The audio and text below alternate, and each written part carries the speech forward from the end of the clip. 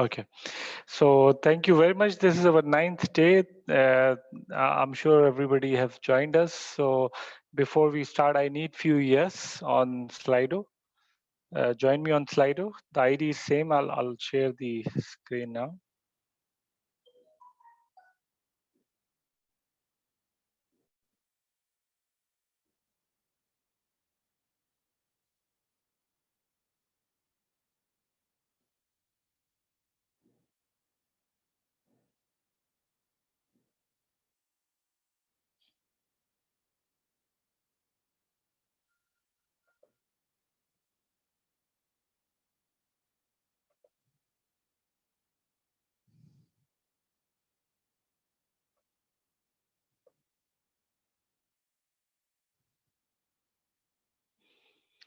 Please join me on Slido.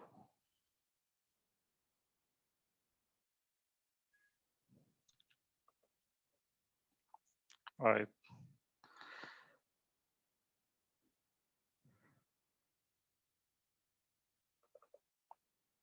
Thank you very much. Okay. So today, if you have any questions from our past sessions, you can ask now, or we'll proceed with the session today with a recap quiz session. Any questions? Everybody joined on Slido, or anybody having issue in joining Slido? Salam, Mr. Adnan. Anybody have problem joining Slido? The Slido number is same, 98659.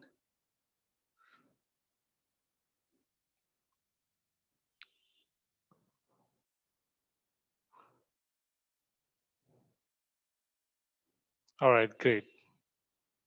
Salam, Mr. Azhar. Thank you very much for joining us today. Okay, so if you have any questions, you can ask now, or we will proceed for the session. Thank you, Mr. Moniz. I'm good. Hope you are good too.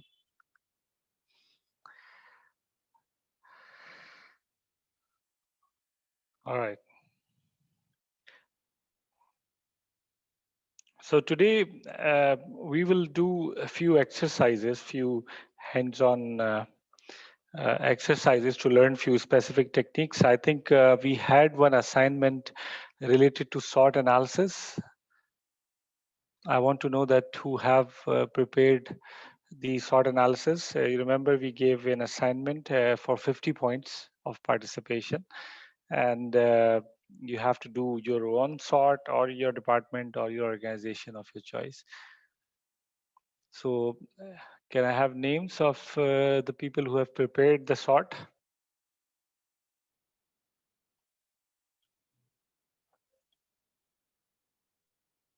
Okay, great, excellent. All right, so go. Okay, excellent, excellent, excellent.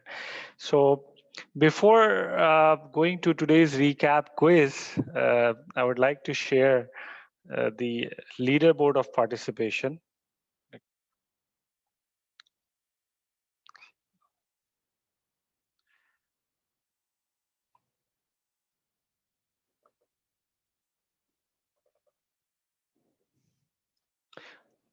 If you can see on screen, this is the leaderboard of participation. So far, Arsa Nadeem is leading the participation leaderboard. Well done, Arsa. Farooq is catching up very seriously, especially in past 2 sessions. Azhar Javed, mashallah, not very far. So I think I see the top 5 are still near. So just one session could make a great change. So today the quiz will be 100 points each and 50 points for the runner up. So whoever win this is going to lead the competition, at least if you are in top 3. So 100 points for the quiz today. Or in addition, we also have 50 points for sort, and we'll have 2 more exercises related to root cause analysis and process modeling. So there will be points for that as well. Today our focus will be on hands-on few techniques that we have learned so far, and then we will proceed to our last topic, which is solution evaluation. And tomorrow we'll spend time on recapping the important concepts along with our detailed discussion on the exam questions and how it works. Okay, so this is a leaderboard of participation. I can see if I wanted to give the surprise award today, it will be Arsa, Farouk, and Mr. Muhammad Azhar. But you never know what happens today, end of day, and tomorrow. So please participate. You still have chance. In today and tomorrow, in these 2 days, we'll be rewarding points, which will be far higher number than past 8 days. So, like so far, we have awarded 1500 points. So the 1500 points will be awarded in next today and tomorrow. So it will be like this. So whoever want to participate, this is the right time. Okay, moving forward, let's go to the quiz. So I'm starting a quiz. Join me on Slido. It is a recap quiz. Please join me on Slido.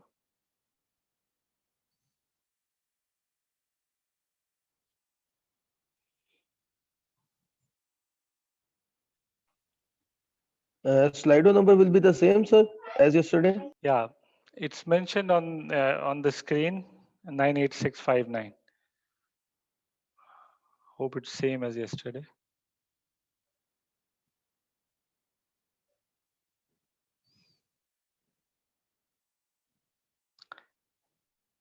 Yep, Slido number is 98659.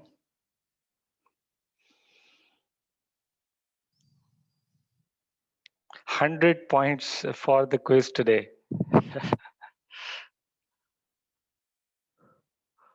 Okay.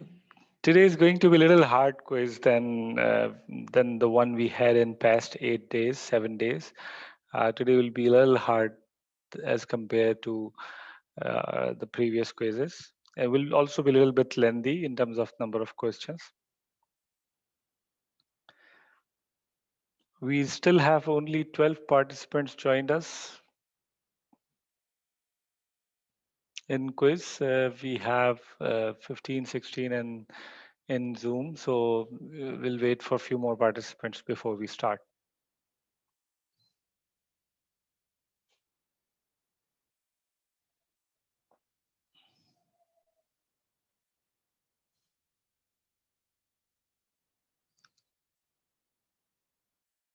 Still waiting for more participants to start. I guess we have to start. All right. Anybody having any issue accessing Slido, you can unmute yourself and ask me, please. Sir, can you please confirm whether I am over there at Slido or not? Hassan Raza. Hassan.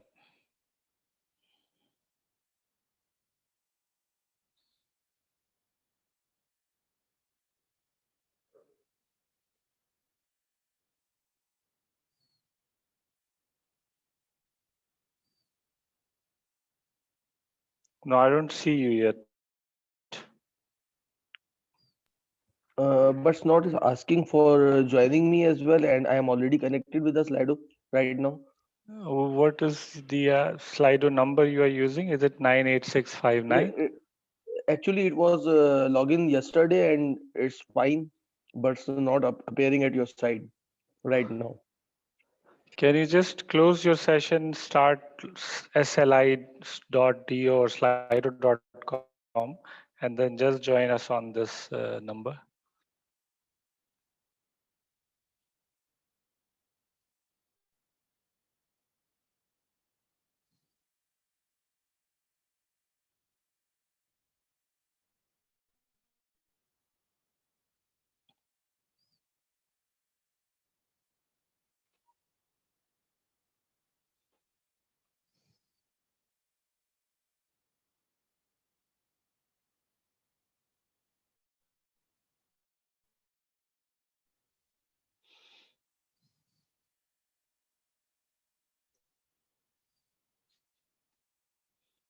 Yeah, now Hassan has joined, I guess. Yeah, Hassan, I can see your name now.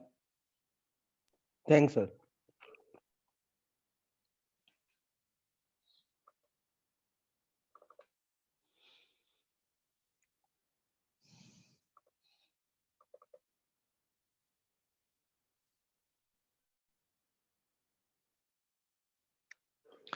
All right, excellent. So we are going to start the session. The first question coming your way, 100 points for the winner, 50 points for the runner-up.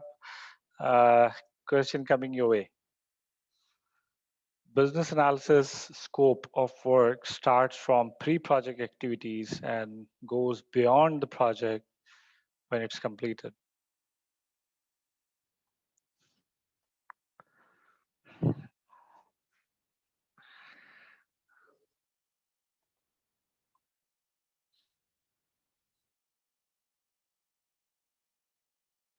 Okay, this was not time-bound question. The next questions will be time-bound. Okay, so we'll wait. We'll give 3 more seconds.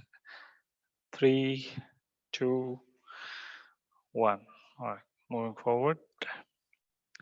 Yes, so we have 100% result for the first answer. Great. Yes, it's true.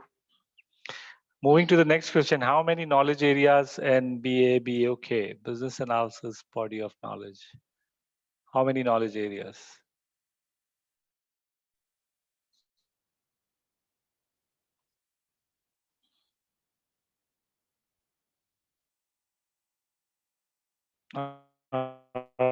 Right. We still have few people saying 5, but you're right. 6 knowledge areas. Which of the following is not the knowledge area in business analysis body of knowledge?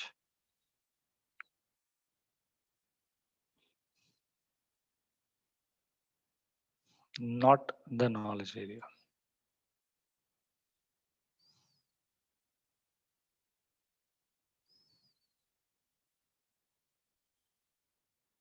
All right. Seems the question seems harder than I thought. So, of course, stakeholder analysis is not the knowledge area. The rest, all of them are knowledge area. Which of the type of requirement captures condition that do not directly relate to behavior or functionality of the solution? Requirements that capture condition do not directly relate to behavior or functionality.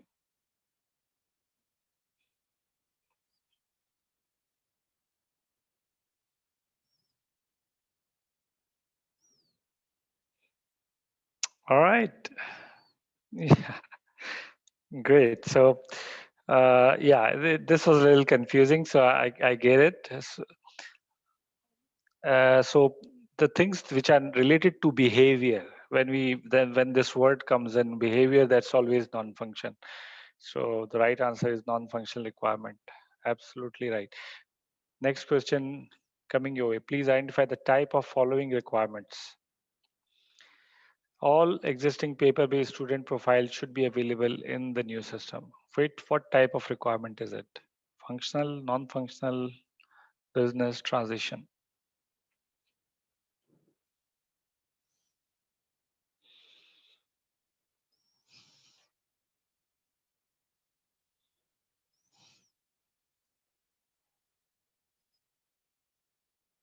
All right. Yeah.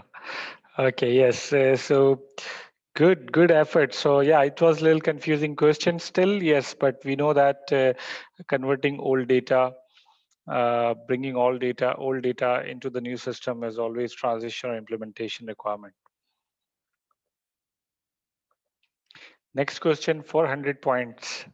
Requirements are focused on solution, whereas design is focused on need. Is this statement true or false?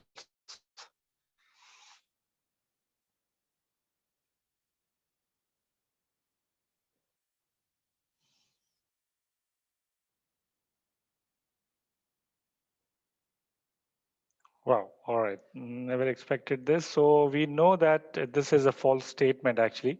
Requirements are focused on needs, whereas design are focused on solution.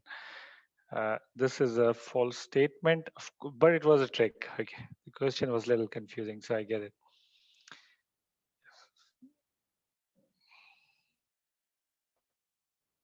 Solution scope is work necessary to construct and implement particular solution. Solution scope is work necessary to construct and implement particular solution. True or false?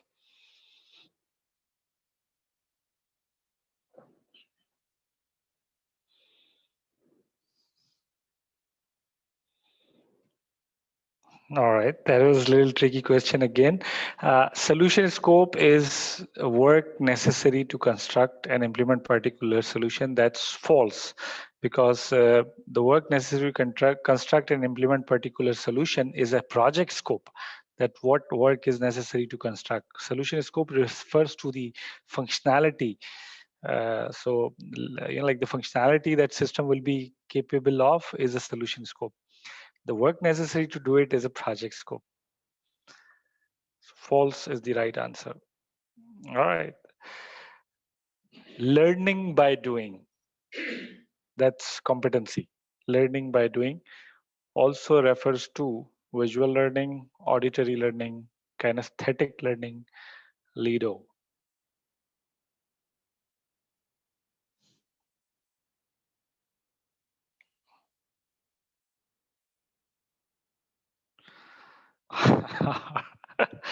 Okay. Okay.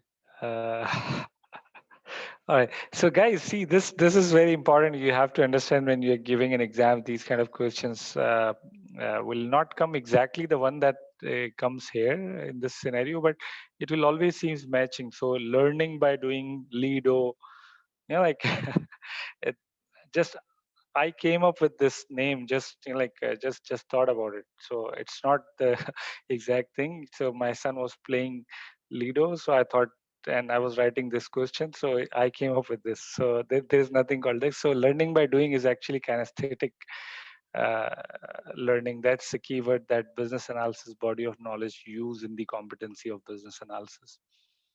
All right. Okay. How many tasks can be a business analysis planning and monitoring? How many tasks?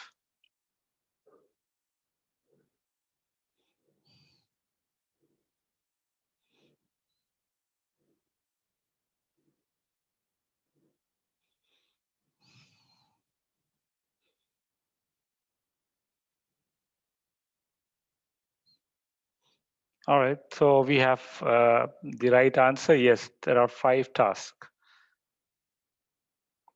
Absolutely right. Next question, 400 points coming your way. How many tasks in elicitation and collaboration knowledge area? Task in elicitation, collaboration knowledge area.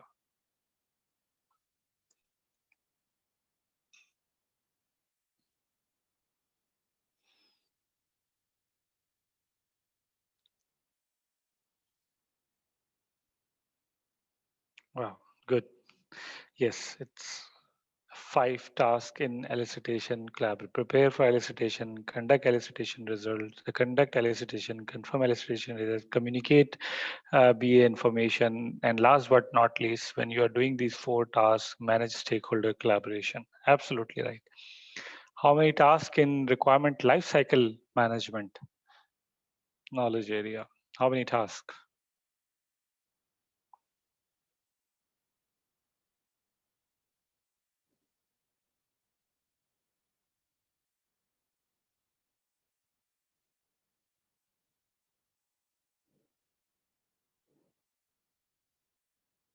All right. Okay. So 5 is not the magic number for requirement lifecycle management. The right answer is, all right, yes, sorry, it's 5. 5 is the number. I'm sorry, I forgot one technique while counting it. Yes, it's 5 task in the requirement lifecycle. I also failed in this question, so it's okay. Yeah. Moving forward, next question coming your way, 410 points. Plan-driven approach. Plan-driven approach. It's not drive, it's driven. Plan-driven approach is also called predictive analysis, predictive approach, change analysis, adaptive approach.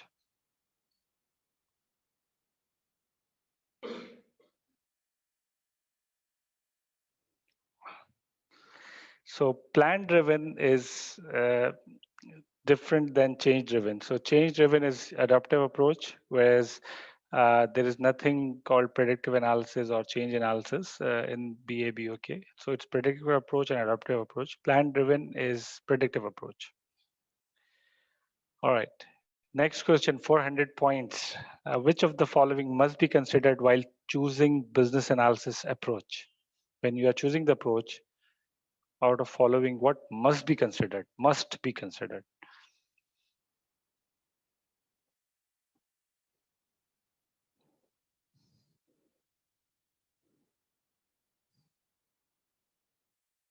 All right, yeah. So it was a little confusing question. So everything seems matching except staff timings and location. Uh, Definitely. Project scope, again, it's not our scope. Our scope is solution scope. We can consider project scope as part of the timelines, etc. But according to business analysis body of knowledge, BA approach, decide based on formality, risk, quantity of business analysis activities. Okay, so that's the right answer. All right, last question for 100 points for the winner. Which of the following is characteristic of good quality requirement? Good quality requirement characteristic. Quality attribute, requirement structure, requirement model, consistency.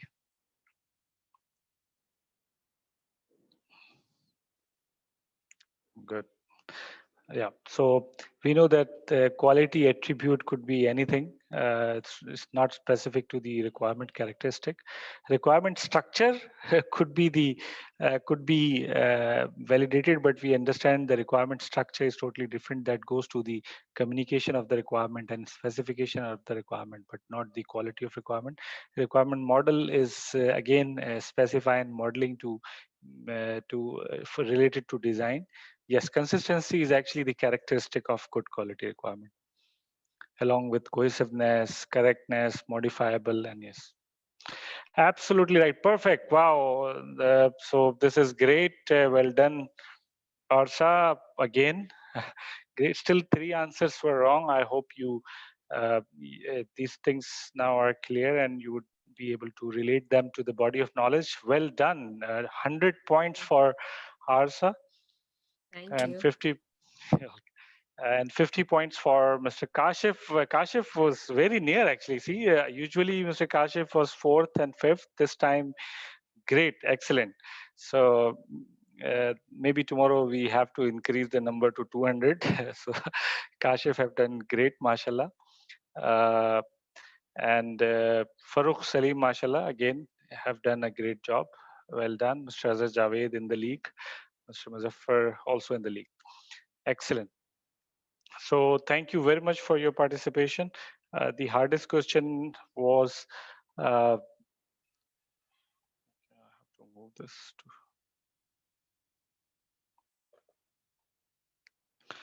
work necessary to construct, implement. Yeah, exactly. So it's actually solution scope.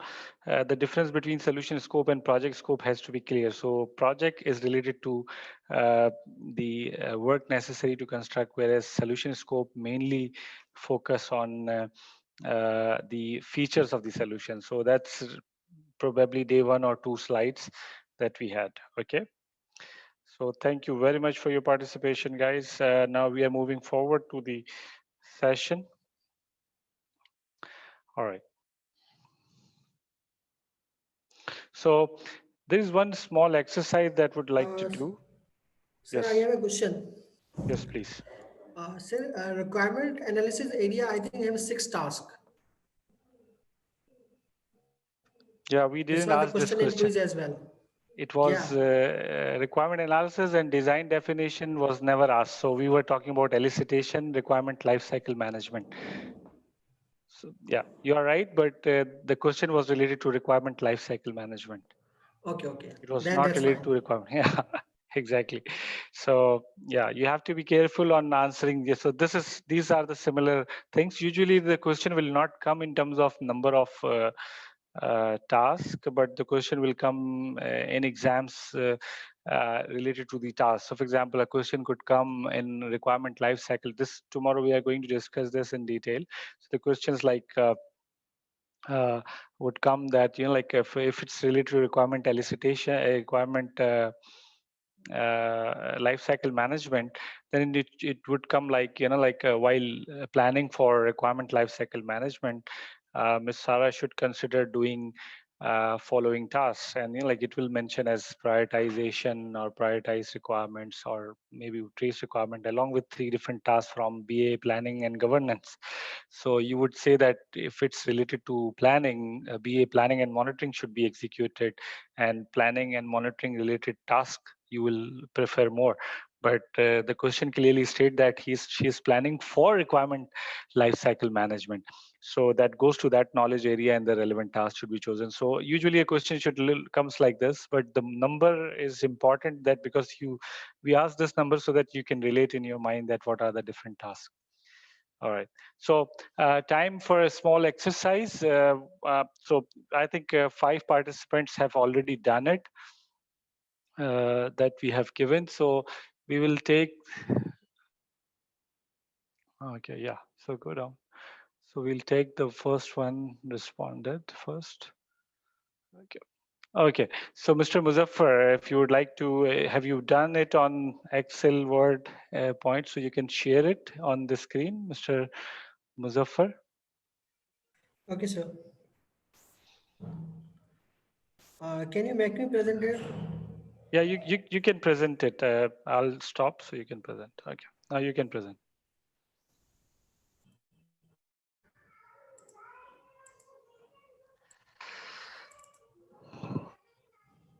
All right. Good. Are you able to see my screen? Yes. So actually, I have chosen myself, you can say my career growth for this SWOT analysis. Okay. So I have identified my strengths, uh, that are I am technically sound, I have good domain expertise, problem solving abilities, ambitious, and a team player. All right. Whereas the weaknesses are the presentation skills, prioritization tasks, leadership skills, and I have trouble saying no. So I have few plans for this, that I'm going to attend trainings. So I am already working on it by attending this CBAP training. And for prioritization of the task, I will prepare a to-do list and follow it as well. And for saying no, I will learn different ways to say no. No. So these are the internal things. While Mhm. for the what are the opportunities for me by covering these the weaknesses? These are I might get an enhanced skill set, some Mhm. international certification, or even I am not going to promote it in this organization. Then better position in outside the organization, financial growths, and a better understanding of future position. And what are the threats, competition within the teams, and what if my boss resign? So the so these are few plans for this. For competition within the team, I will acquire new skills. And what if my boss resign? I will build a relationship between the team, department, and other stakeholders. And for All the right. gaining certification or competitions, I am going to allocate some budgets and start saving to achieve my goals. For opportunity. Well done. Well done. Thank you for the great presentation. I would like to add few things here. See, uh, what if your boss resign could be a great risk for you, but that's not a threat, because you remember it has to be immediate future and has to be an external. For maybe if for you it's an external, so you are considering this as right, but it has to be an immediate future. So Okay. if he is already planning and have discussed it with you, that could be a threat. Otherwise, no. So you remember I told you that strength and weaknesses will still be easy for you to find out when you are doing a SWOT analysis, whether you do it for yourself as well as for your own department or division or the company. The harder thing is to find the right opportunities and threat. That's always the case. So if you see the opportunities, so you have mentioned a good list of opportunities, but again, if I would like to like consider this sort and implement it to achieve those opportunities, probably then you will find out that these are not the right opportunities. So for example, you say that enhanced skill set. Okay, now uh, so rather than doing this, putting some relevant skill set which is nowadays considered to be the best skill set. For example, blockchain. I don't know, because you are in banking, so that's what everybody's talking. So getting a specific certification in that could be an opportunity for you, if only if the relevant opportunities are there to pursue. Uh, You so well, I have something in my mind, but I haven't mentioned, like the certifications in AI, artificial intelligence. yeah. Currently, it's in our field as well, Mhm. and the CBAP training as well. Good, good. So But yeah, I just haven't keep mentioned this it over in. here. Yeah. So yeah, remember this that opportunities and threats are the hardest area to find out, and they have to be properly. So I see you have done a great job, but still the threats and opportunity understanding of this concept is very important. So just try to understand. If it's in your mind, it's very good, but while writing it, you have to put the right opportunities. Okay, so again, put rather than putting enhancing a skill, if you put like like there is a opportunity in the market or in your organization, they are creating a new division or looking for people with a higher grades, pay ranks, or like more promises, then this could be an opportunity. Sometime like for example, if you say, what if your boss resign, for example, that's not a threat, but for people like me, this could be an opportunity, right? If you know that somebody's leaving, so we can plan for that. But understand something: opportunity threats has to be immediate future, and should be external. So you have chosen something external that makes sense, but they have to be in immediate future. Also, like mentioning gain international certifications, that's again an opportunity. But remember, smart word, like it has to be specific, measurable, attainable, realistic, relevant, and time bound. So this is important. Financial growth, again, it's an opportunity, it's a general opportunity, so you have to be very little bit more specific to that what financial growth is. It the increments coming up, or is it the new job openings coming up, or new banks coming up in Pakistan, or we are expecting larger mergers where a specific it will create an opportunity for you. So think like this, like think a little bit bigger than what has already been thought. But it's a good SWOT analysis, and it's a good start. It's a great start, I would say. Thank you very much. We have Actually, okay, so consider this is my first SWOT analysis. So and according to that, that's best. If I could have if I could bring my first SWOT analysis, it was not like this. Trust me. So this is good. You have done it very well. Excellent. thank you. Munawwar, Abu can you Bakr, please yes. let, yes, Abubakar. Abubakar, can you please let Yavar in? Yeah, sure. He's waiting. People are waiting. Yeah. No one is waiting actually.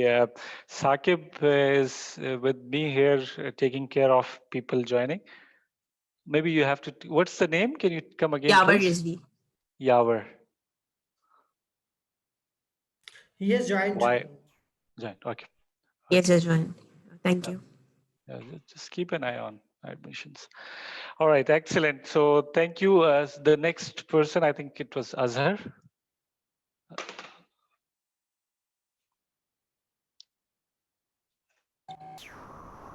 Okay, Yes.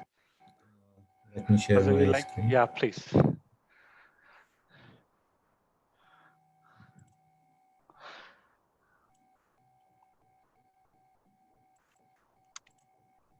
It's All right. visible. Yeah. Okay, I did SWOT analysis on my organization, Good. and after analysis, different banking strategies and SWOT analysis, I put some points in different areas like strength, weaknesses, opportunity. So what I found, strength is highly automated system, high service levels, largest branch networks which we have, IT support expertise, solid financial reserves, highly convenient locations, team-based culture, strong share of customers, a broad product range, and presence in global market also. These are Mm. the strengths. All right. Yeah. Uh, what I found weaknesses like limited engagement from marketing communication, poor cost efficiencies, mixed quality staffs, no distinct product feature, no expertise in creating engaging online contents, and no consumer connection to the brand. All right. So um, now looking for the opportunities, Yes. become a disruptive in innovators, like using new technologies, leverage our big data. We can use our big Okay. data for the identifying the new opportunities, develop the customer relationship culture, attract new customer through special offers, shift to a customer-centric marketing, build online engagement with our brands, broaden our geographic reach, and build acquired digital marketing expertise. Mm. What are the threats? Like disruptive technology is also opportunity and it's also a threat also. Rising a fixed cost, consumer become more price sensitive. Excessive cost of large network is a threat. Uncertain market conditions due to current conditions, COVID or like things. Poor rating on review websites, growing competitive sets, many emerging new entrants like new fintechs companies and new initiatives, microfinances, or these are threats for the big banks and all the banks. So breach of data privacy issues and high level of infections. These are All right. I think very well done because it's company level. So like the definitely it has to be larger in terms of perspective. So I would like to add few things. See, definitely it's your company. You know it very well, that better than anybody else, or I would comment. So what I will do it actually, like I gave earlier, my feedback would be that what kind of a specific thing uh, is not in the right weakness, strength, or something, or what could be the idea. So, for example, consider here uh, the strengths are good and weaknesses are also. Uh, I would say it's okay, but again, the area of the opportunities and threats is something that need to be worked on. So these are very well defined, but think about it. So putting things in the right manner is important, so that like other people will always think for the solution from there. Because right now you are putting a requirement. So if you put a wrong requirement, the people will start following the wrong requirement and reach to the wrong solution. So, for example, it's mentioned as disruptive technologies. You mentioned this as threats. Now, this might be the right thing, but again, like becoming a disruptive innovator, that's also for the technology, I guess. So that is that. So these things, like our disruption in the technology related to it is something that goes into the opportunity area mainly. Rising fixed cost, again, this is not external. If your fixed cost is increasing, fixed cost means it's your organization's fixed cost. So that's not external, and it's that's not not a organizational fixed fixed cost. It's cost. Okay. overall Oper- cost uh, which we are using like loans, kibors, and something like that. All right, it means the interest rate, Yeah. things like that. Okay, so the instrument pricing. Uh, I think this, if this is the point, then maybe I misunderstood. If this is the point, then it goes again along with this something you have mentioned, uncertain market conditions. So because like it's all together, I guess. But Okay. see, opportunities and threats. When we talk about it, we have to be very precise in terms of external and immediate future. So if we are not sure about something, like using a word uncertain, it's uncertain. That's why you are doing a sort. Okay, so you have to make it certain. You have to find out what's actually there. There will always be an area of uncertainty will be there, but you have to try finding out what's this. So for example, you can put it that put it in a direction that, you know, like the interest rate inflation, or interest rate you call it or dollar fluctuation, or interest rate fluctuation, or the direction from the economist, you know, like these kind of things could be you have to consider those, that what they are saying, and then you put, based on those analysis, you have to put and make these your threats. So be a little more specific on this. Probably if you have done it for your own thing, we will not be discussing it, because you have done the SWOT analysis for the organization level. So this has opened this up. So you have mentioned it rightly. It's there is nothing wrong with it, but it has to be a little more specific. A little, you have to be making sure that whatever you are writing has to be immediate future. If it is a larger future, then again we have to do another analysis, which is strategic analysis, but not the SWOT will probably not fix that issue. SWOT has to be immediate future, as we said, within 1 year. So now a lot of data is available for what could happen in 1 year.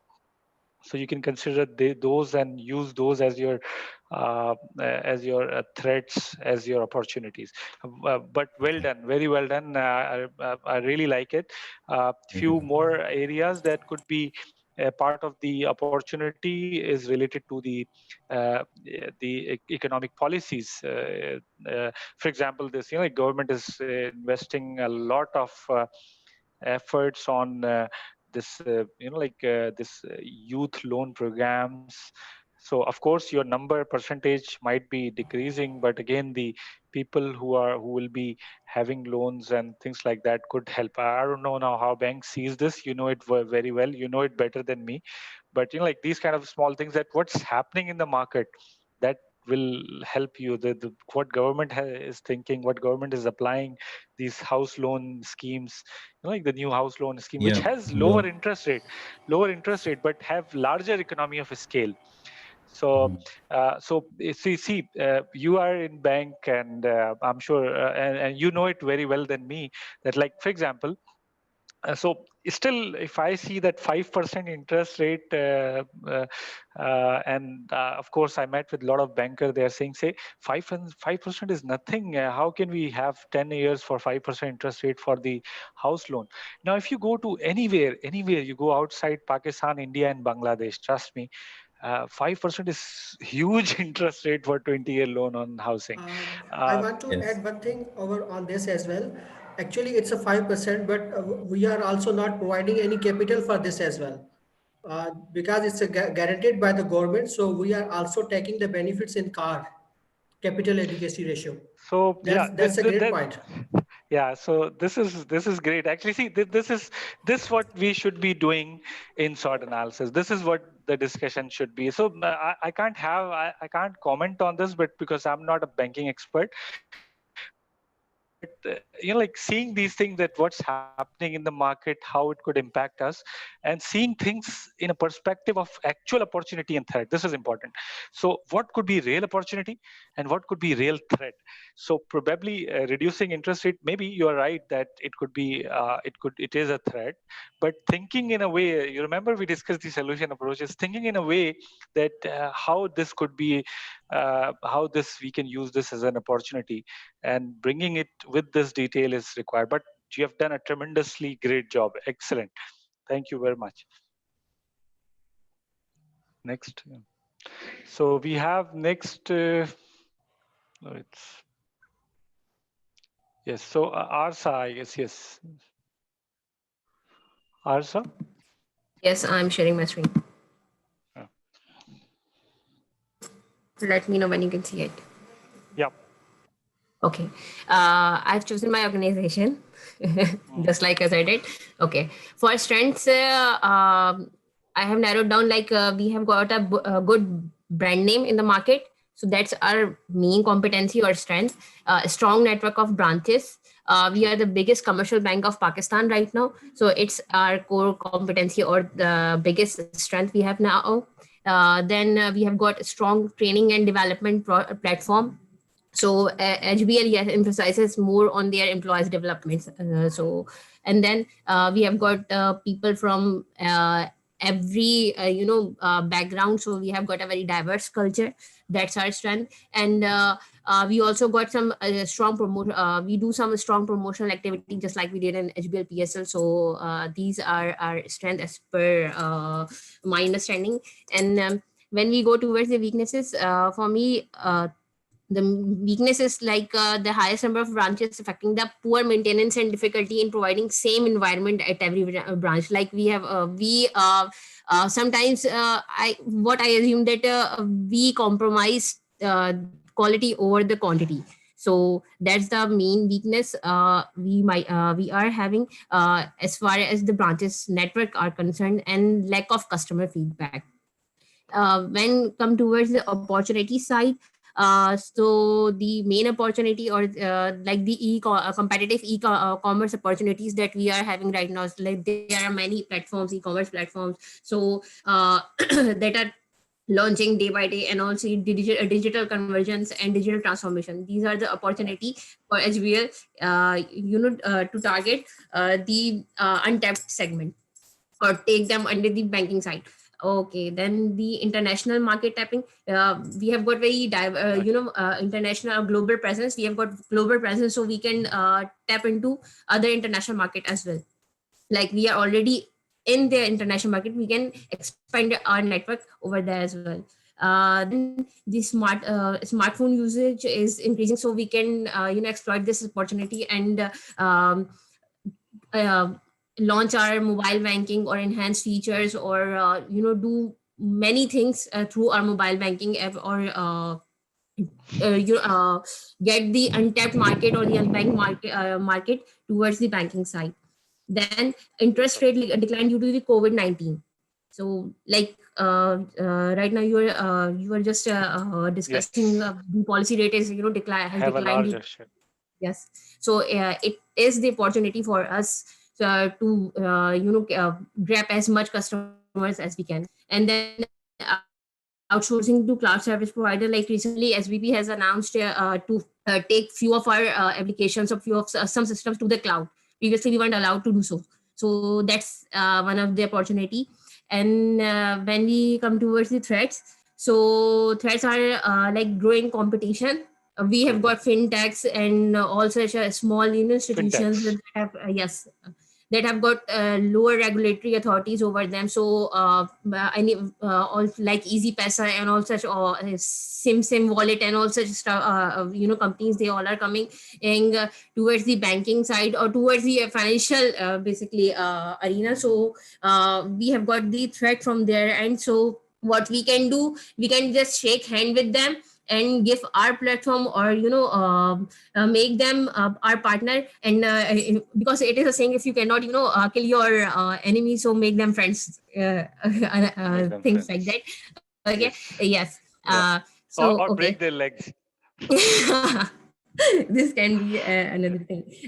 Okay, then the threat is the political and economic instability. So it is the pertinent threat for all the banking industry, so which is unavoidable. Then SBP regulation and compliance. What if that SBP has announced some regulatory policy, and in the next coming upcoming few days, or in the near future, they pronounce it like Uncertainty.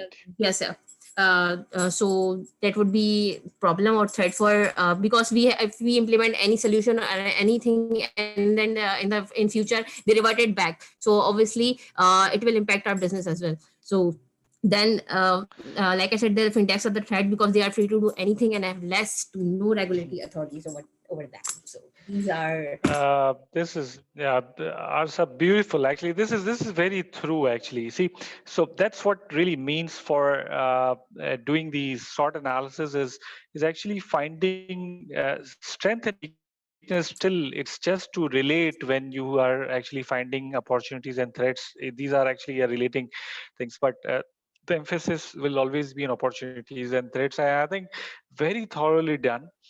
Very thoroughly done. Because see, based on this, things when you are in actual business, when you are in the decision making or consulting position, based on this, like people decide a lot of things. People decide a lot of investments based on this.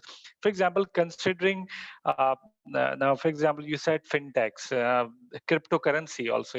Because you mentioned going abroad as an opportunity, I guess. So, like going international and acquiring more There's my market international tapping customers. basically. Yes. Market tapping, exactly. International market tappings. And then you like so it's only not only fintechs, it's actually a crypto or digital currencies that are playing a major role and giving very hard time to internationally, not in our country at the moment. I heard the few things that goes in your SBP regulation and compliances that could impact a little bit uncertain, but very, very true. So based on this, see, if you really think in a way that, like if the growing in the competition area and these fintechs, so handshaking with them, identifying the right areas where you guys can, like participate. If this vision can come from this sort, this is what it meant for. Actually, we are on namaz break. If anybody want to leave for namaz break, so one thing I would like to have, I would like to explain. Let's okay. So Sakib is telling me to prayer break. So Arsa, you have done a great job. I would like to add a little bit more things to your thing. So we'll have a break now. It's 16:26. So we'll be back at 16:40. Yeah, we'll be back at 4:40. Okay, we'll be back at 4:40. So I will start from here, Asra. Okay. Sure.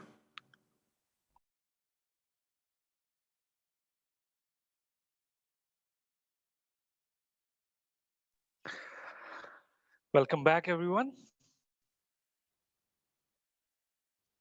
Just need few yes before we start. Just need few yes on Slido.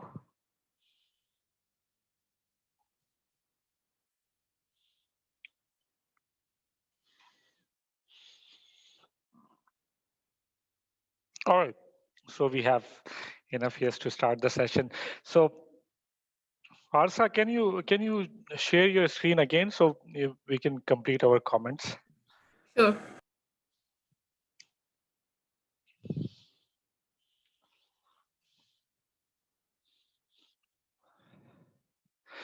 All right. So first of all, it's very well put, and that's how we should be thinking about opportunities and threats, or overall SWOT analysis of actually thinking about like how a business can increase, how competition can be overcome along with different areas. So we'll discuss this in detail. But again, I see that a little bit specific things.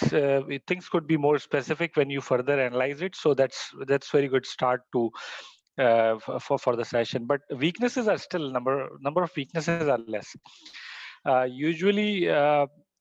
If you actually don't put right amount of efforts on finding the right weakness, the probable chances are that you will not be able to like plan for the threats properly or plan for the opportunities properly. So you have to spend a little bit time also on the weakness part, but also again strength and weaknesses are easier to find out.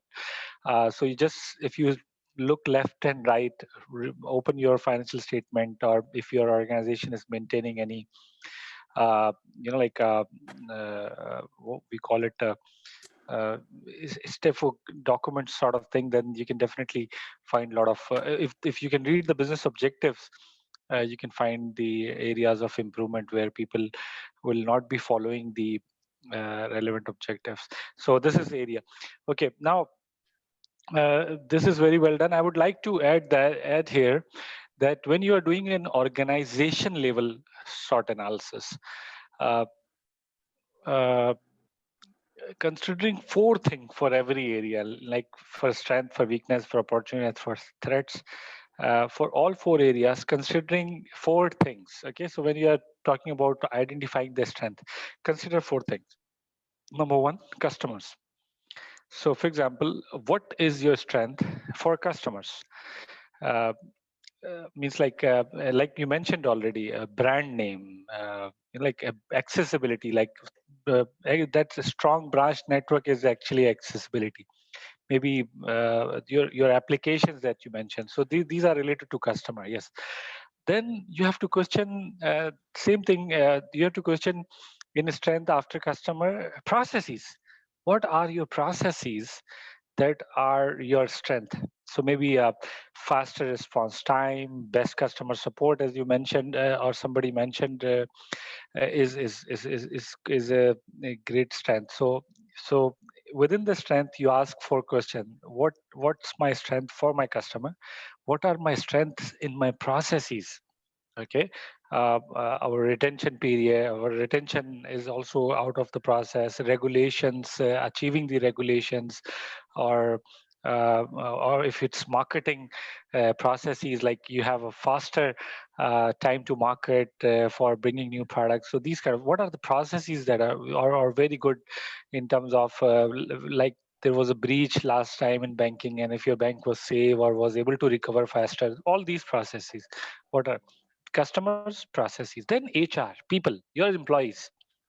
So what's your strength in your capital, human capital? So like you mentioned, you have diverse culture. So my question is how it is strength. So you have to think in this way, so maybe it will be a little bit more specific. Okay. So how diverse culture could be a strength? So like because you're having a branch network, country wise, having a diverse culture would help aggregate sales or retaining more staff or things like that.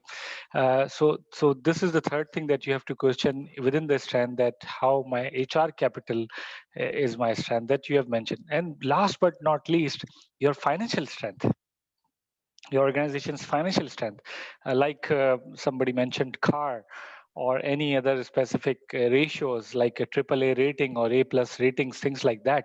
So these strengths. So remember, always when you ask for strength, always consider 4 areas. What are my strengths in customer? What are my strengths in processes? What are my strengths in HR? What are my strengths in financial? Same thing goes for weakness. What are my weakness in my customer management or acquisition? What are my uh, weaknesses in the internal processes? What are my weaknesses in the human capital? Maybe a retention is an issue. And what are my weaknesses in financials? So if you ask questions like this, you'll have a better list that will be more effective. So just to give you this little bit heads on that one. Okay, thank you very much, Arsa. Very well done. I'm still confused between top three. So we have to see maybe one or two more participants who have prepared before we decide the winner. But you have done a good job. Thank you. Thank you so much. Thank you. Okay, so we were discussing about 4 areas, which we call it a balance scorecard. Heard about it? Balance scorecard or balance growth? Have you read this word? Balance scorecard or balance growth? Yes.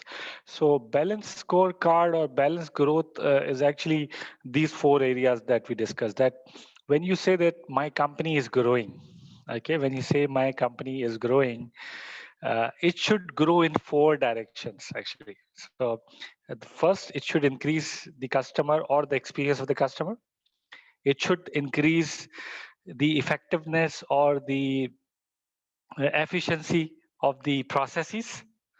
It should uh, grow in terms of HR, policies, procedures, benefit, quantity of HR, quality of HR, education, trainings, and then also it should grow better in terms of financial.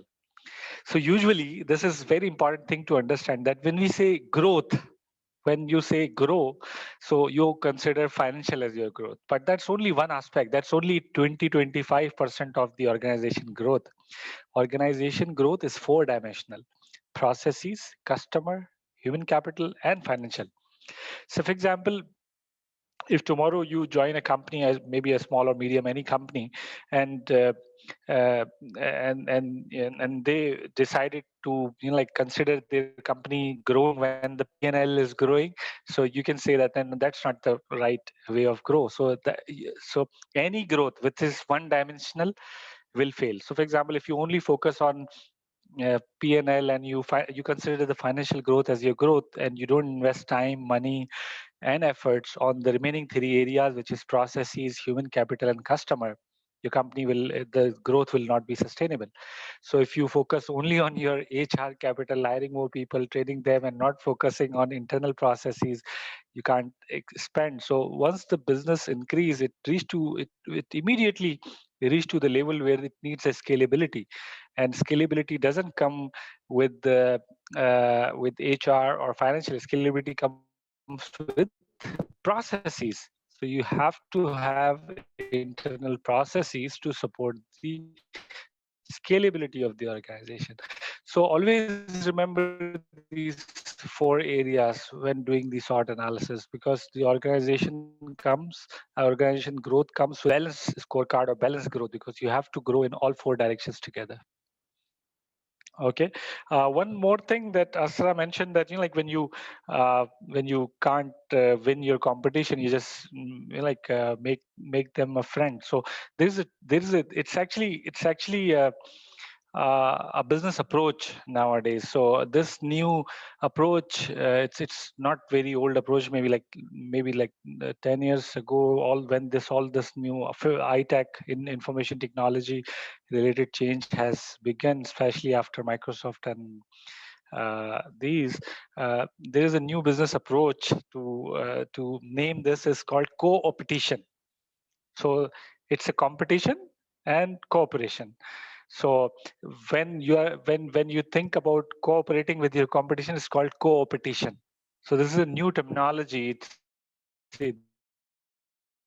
And this has been taught uh, in the major universities as a major subject case study. So always try to find, this is good approach, always try to find co-opetition opportunities. What are the opportunities, what are the areas where you can cooperate in terms of with your competition? So for example, you can find that there are lots of areas where industry have a consortiums. So maybe two companies are fighting together, but in the business, but they work together on certain thing as well.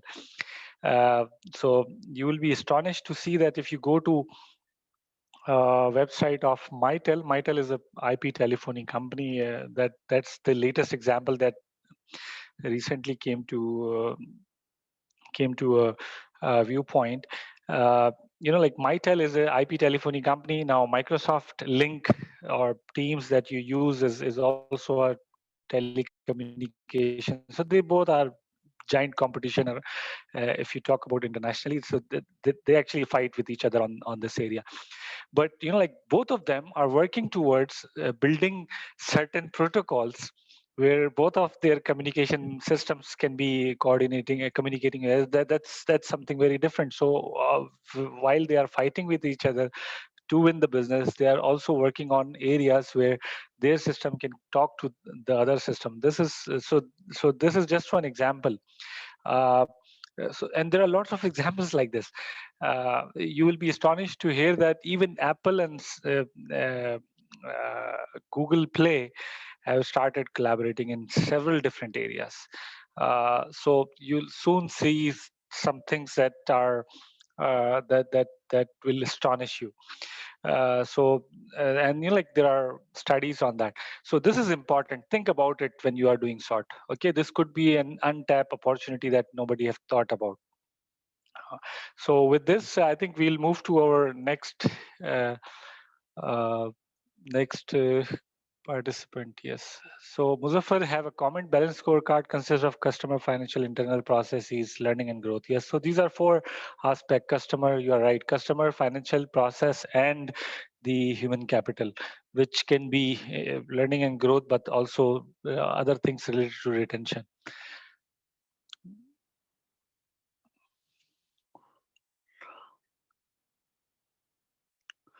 Okay, so I think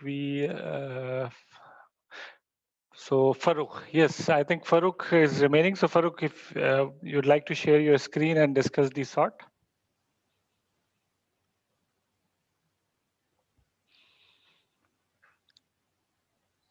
Farooq, can you hear me? Yeah, okay. Yeah. Thank you. Okay. The project, or you can say the reason for which I did the SWOT Sort. analysis is a Mm, career goal for the next 5 years, right? And yes. the strengths, weaknesses, and the opportunities and threats I've gathered of myself through different questionnaires that are readily available on the internet for SWOT analysis. Here are the question for each area, starting from the strength. What are you really good at? So I think the programming is my core competency, and yes, it is becoming my strength after doing it Mhm. in a 10-year experience. I'm now very well masters in programming, so it can be a most strength for me. So coming to the next question, what skill do other recognize you, and what do you get reward for? Learning and understanding. These are the comments of the other about me that I just learn and understand very quickly and accurately. Then the third one is, what do you do better than most people you work with? Planning. I think I can do well planning than the other. What are you most proud of? So education, yes, education. I'm really proud of it. And then what experiences, resources, or the connection do you have access to that other don't? Research and development. I have recently done the master's in computer science and done some research work as well. So I may consider myself good at research and development. So these are the strengths. Coming to the weaknesses, what skill do you struggle to master? Yes, the time management, communication. These are always difficult for me, and I'll always struggle to get these attributes in myself. The next one is, what do you do only because you have to do in order to satisfy the job requirement? That is, the boss is always right. I have to, He is actually. He yeah. is. Trust me. Then, are there one or two aspects of your personality that hold you back? Yes, I really focus on my work only, and very few moments when I was involved in presentation.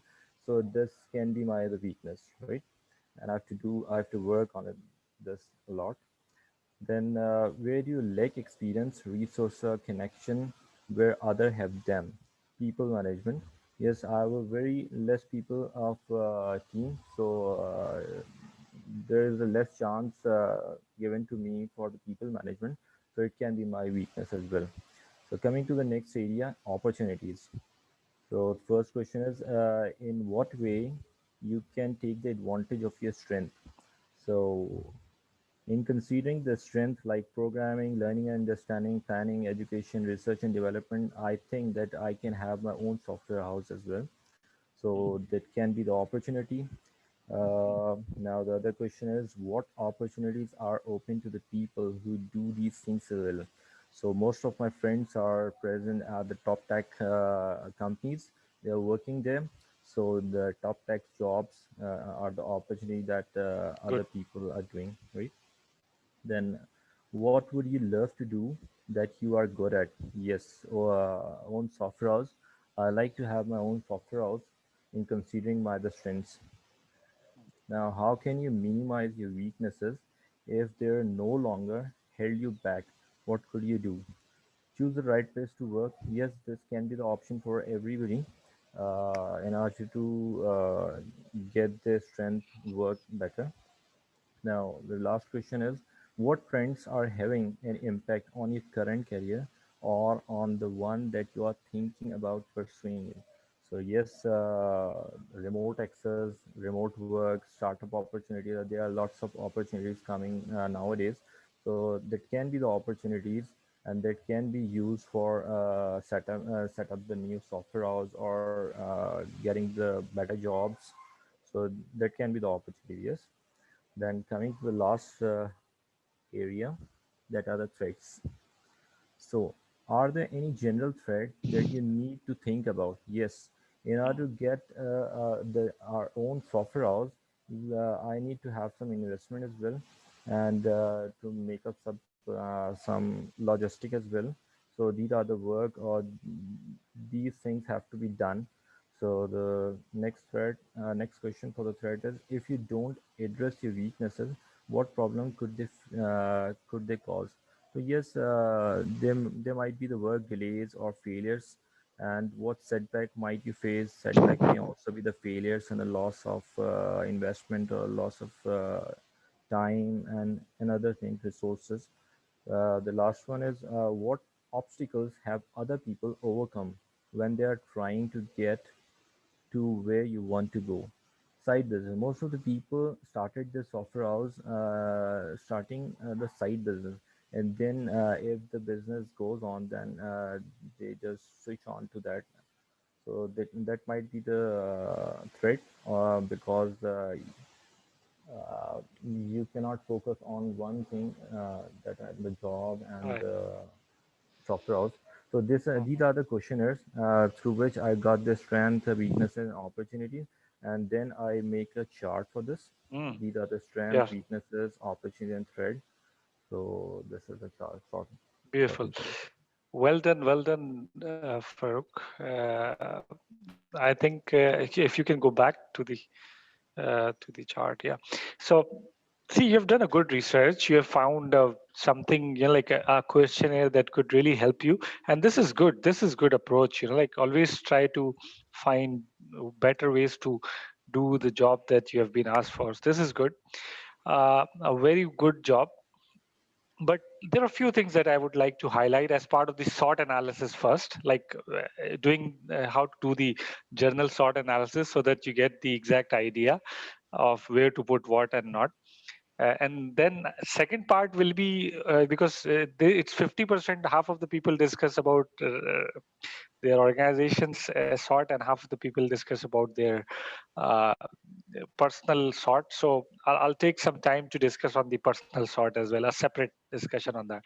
So coming first to the SWOT analysis like the structure, you've done a good job. But see, there are a few things which are obvious. So, for example, if you say these are right questions actually. So the only thing is, like the perspective to answer this would is a little bit different. So, for example, you say that planning is your strength, for example, and that's totally true. Maybe then, if planning is your strength, actually, planning is a combination of time management, of scheduling, of like thinking long term. So, and then you mentioned this again in the weakness. So you have to decide, what is it? Is it really strength, or is it really a weakness? If part of the planning is a is a is a strength, then you have to mention that maybe planning better for programming or architecture, something like this. If that is related to planning, then I get it. Otherwise, these two are a little bit conflicting. So this is one thing. Second thing is, you have done a good opportunity analysis. I really like this thing that, like about remote work, freelance work, startup opportunities. This is actually happening in market, especially since February 2020. Uh, this is good. But so all these opportunities are relevant, but what you have a little bit issue is in the threats. So so you actually identified the opportunities, and you mentioned you actually failed it in your identification of threats. So you have to understand that threats are which are immediate, or which are threats which are immediate future, again, which is external. So for example, if you don't have investment, okay, that could be your weakness. That can't be your threat, because it's you don't have it. You understand? So it's your, it's not external. If outside banks are not giving you loan because of some, for example, if you are, let's say, if you don't have an NIC card, I don't know. So no banks will give you loan. So that is so acquiring investment is an issue. That is a threat, but not having an investment is a weakness. It's not a threat. So that goes out of here. Second thing is, especially the thread section needs a work. So most of the thread sections are your own, probably. It's not which is coming from, but the questions are right. So you just have to change your perspective answering it. So what are the little threads that you need to think about? So it could be the technology change. So for example, the technology that you are working on is changing. So that could be a threat for you that I'll be obsolete in a year or two. Okay, for example, if you don't address your weakness, what problems could they cause? This is very absolutely right question. So if your investment, if you don't have an investment, that's your weakness, or if not having a time management is your weakness, then the threat could be loss of opportunity in the market. So you see, it's immediate future, a promotion which is coming in January maybe. So understand this thing. So that's a little bit lacking, but it's a good job. I really like it. It's great. It's so far for a personal sort analysis good. Just rework on the threat area and a little bit on the opportunity area as well. Yeah. Okay, rest is perfectly fine. Now, I would like to thank you, Farooq, for this. If you allow me, I will share something. Yeah. I'll share this. I think we have everybody who did. Okay. So, if am I missing somebody who have done the sort analysis and I didn't ask him to share? Anybody would like to share the sort analysis?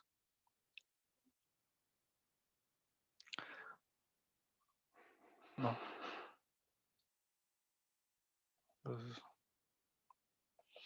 Okay.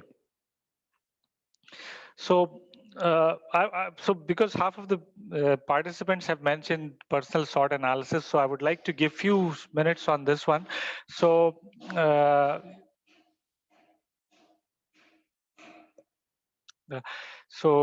personal sort analysis is important. So, what you can do is after doing the sort, decide your, because sort has to be immediate future and has to be short term. So based on that, you make something your own career plan for maybe like 20 years from now, because you are still young, so you can make easily 20 years. And there is something, there is a small uh, uh, trick to do that is you just take a pen and paper and you just write that what you need from your life, right? And you just write it and think that you have a magic wand, a stick that you can do anything with, and all your problems, all your uh, threats, all your weaknesses, all things that are stopping you to grow, are stopping you to start your own software house or have your international jobs or become a CEO in your company. All these hurdles will go away with this magic wand. You just tap it and it will go away. Then what you will do with your life? This is the question, that if you have a magic wand and you just touch it on your problem and all the problem gone, then what you will do with your life? Just write those down. It takes a few minutes to really accept this, that this could happen, but if you write it, it really helps a lot. And they say that you just make a small note, like 10 things that you would like to do in your life, and then you read it daily. Trust me, it helps. Okay, just a small tip. Okay, now I have to give 50 points for the winner of this section, and I'm confused. Uh, all the sort analysis were done so brilliant. I don't have I really don't have losers. So we have all four winners.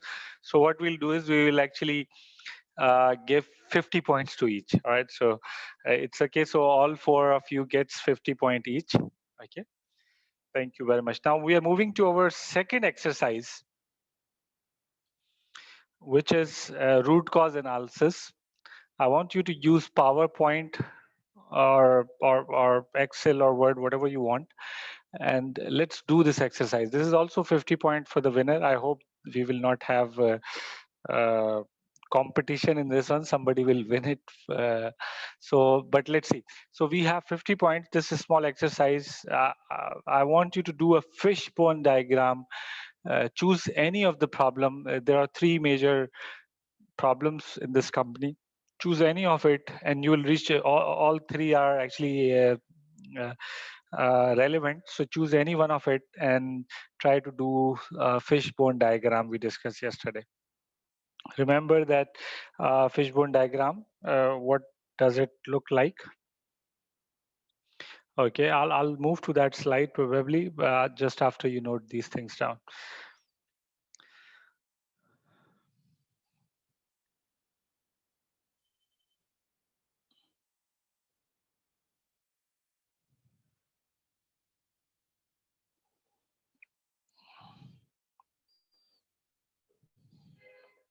Okay.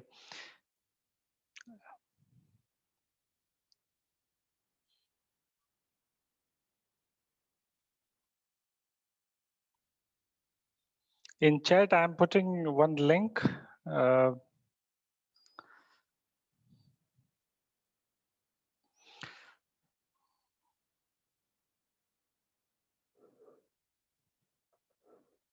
In chat of Zoom, actually, I'm putting a link.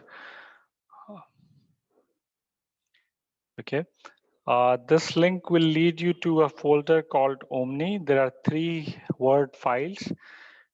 You have to use the root cause analysis exercise.doc.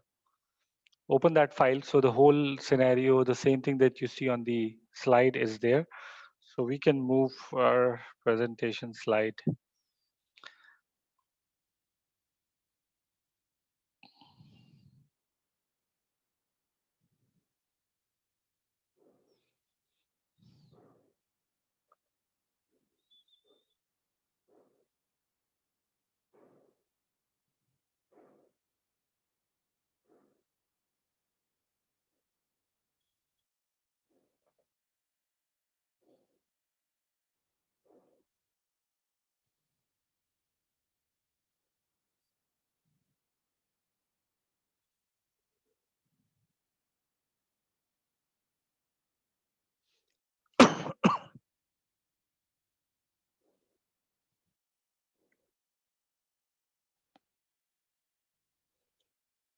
You guys find the file?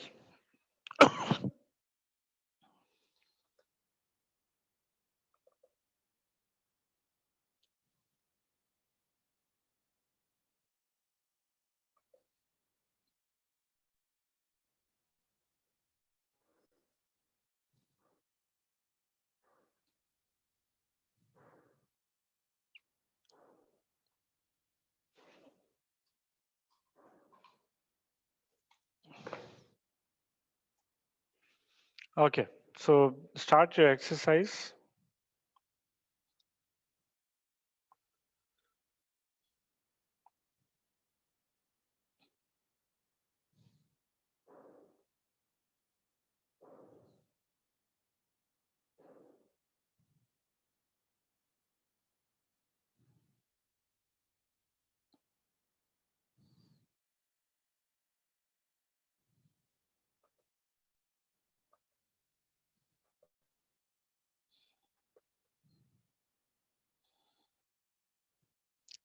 If anybody have any questions, you can ask me, please.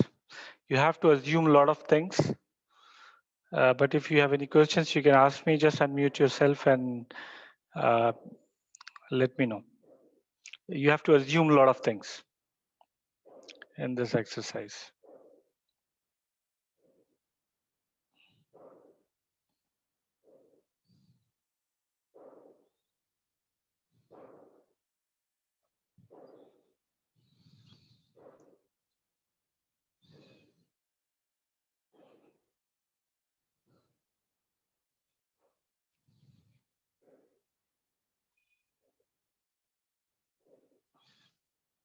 This is the fishbone diagram. This is a working example. So if you need some how to look for in the fishbone diagram, this is not mandatory, but usually you put the things that are reducing the issue on the top and the things that are creating the issue on the bottom. But that's not mandatory.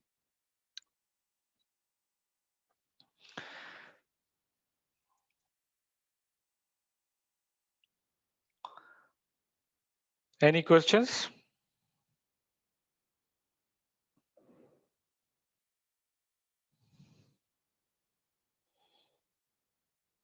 Good. So you have 15 minutes to do it. Use PowerPoint, use Excel sheet, whatever you want, but try to do it. Usually, if we are in the class, we use the white sheets, the bigger sheets to make kingfish. But you can make tuna. It's okay.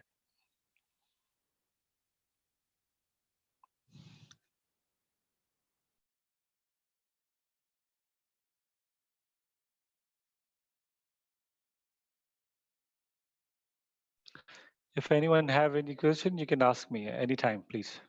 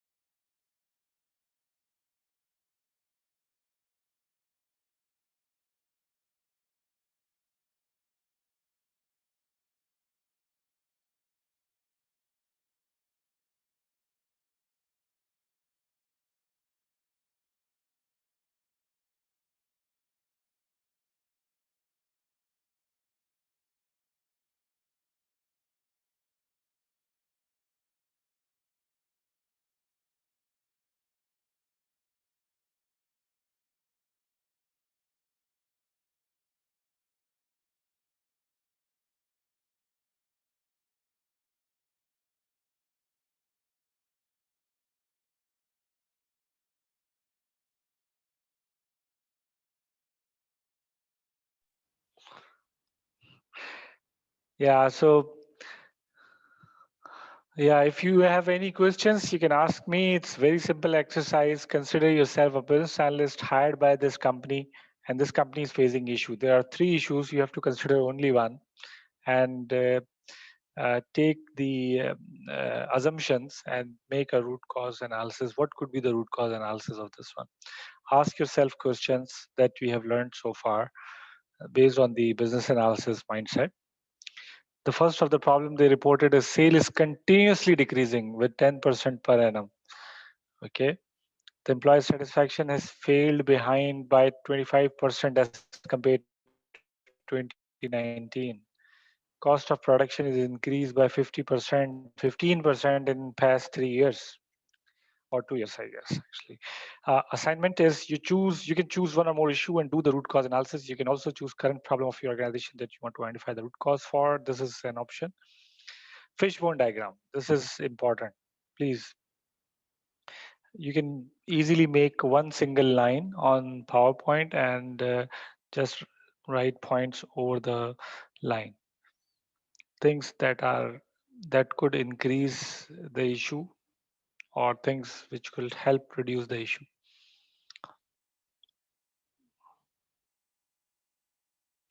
£50.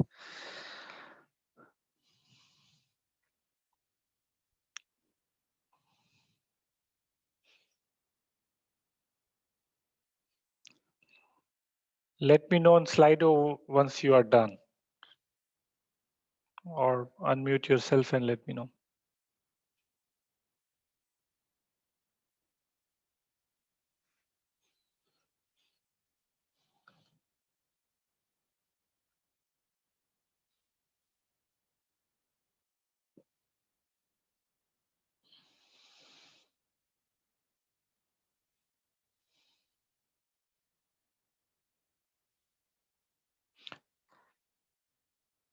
The going concern, there's a word in this exercise, going concern. It means that usually I'm sure a lot of you already aware about, but if not, going concern means the organization will close in near future. It has the concern over the ongoing stability of the organization. Going concern means the organization could be closed in near future.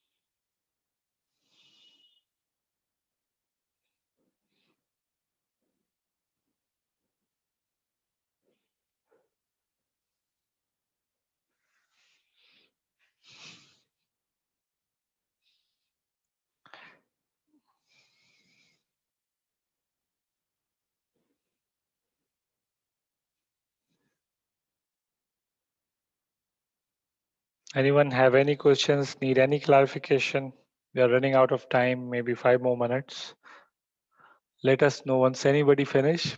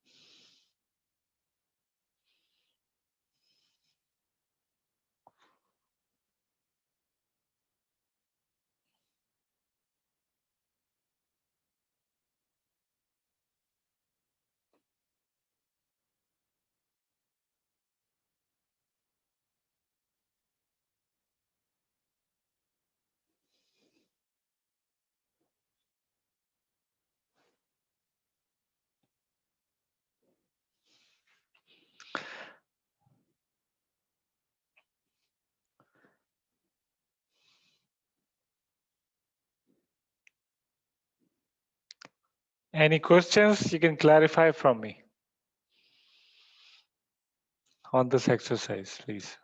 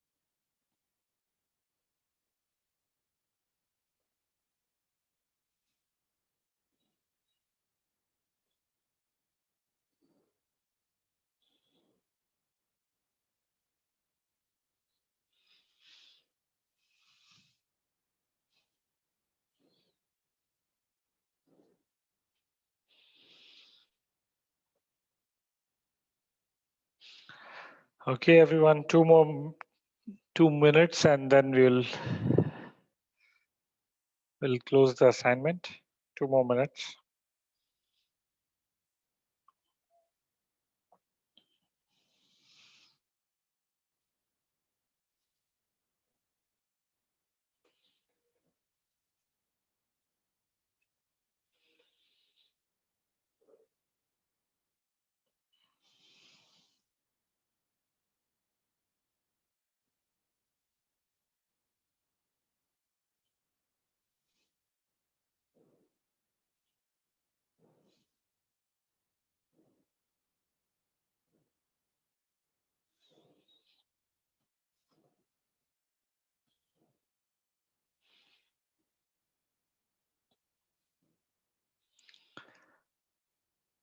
Last minute,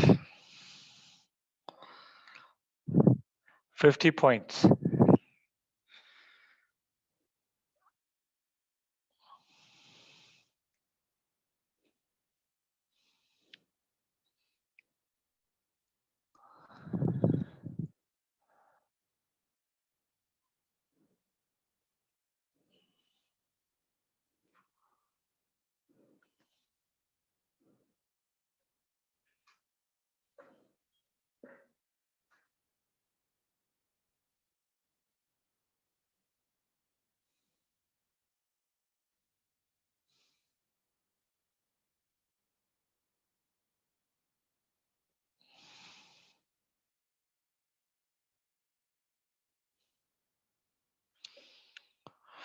All right, thank you very much. We are out of time now. So please let us know. Great, I have 2 done. Excellent. Mr. Mohammed Azhar Javed Yaf, please go ahead, share your screen. I'm stopping. Okay.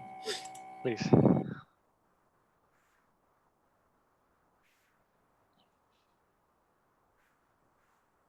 Good. All right, Okay. that's a jellyfish. Very transparent, jellyfish is transparent. Yeah, please go ahead. I just tried to apply fishbone analysis. This is my first time, so I hope it's good. I took example employee satisfaction. The problem has failed behind 25% as compared to 29. So on the top, I put the reasons which can be the part to decrease this satisfaction level, like no proper bonuses are giving to the employees. Office political environment may be a issue, or we can say a friendly environment it's not providing by the company. So how can we improve this? I put some points on the below, like provide good working culture, merit-based increments, and improve business processes. Good. So good efforts actually. I would like to just clarify something that usually in fishbone diagram, Okay. you try to find a root cause. Okay. So there are 2 things in the fishbone diagram that has to be considered. One is the problem. What are the problems, and then the causes of those problems. Okay, the solution is a different thing. Root cause analysis is not to find the solution. Remember this. Root cause Okay. analysis is to find the root cause. So the solution is a next job. Okay, so Okay. good efforts. So what you could do is like you said, no proper bonuses. So definitely that could make sense because the sale of the company is going down by 10% for past 2 years. So this makes sense. Now what could be the causes of this? What could be the causes of office politics? Why do you think it is coming up? Not friendly environment. What could be the reasons for that? Again, employee satisfaction, when the satisfaction fails behind, there could be lots of problems related to that, and there will be lots and lots of causes behind that as well.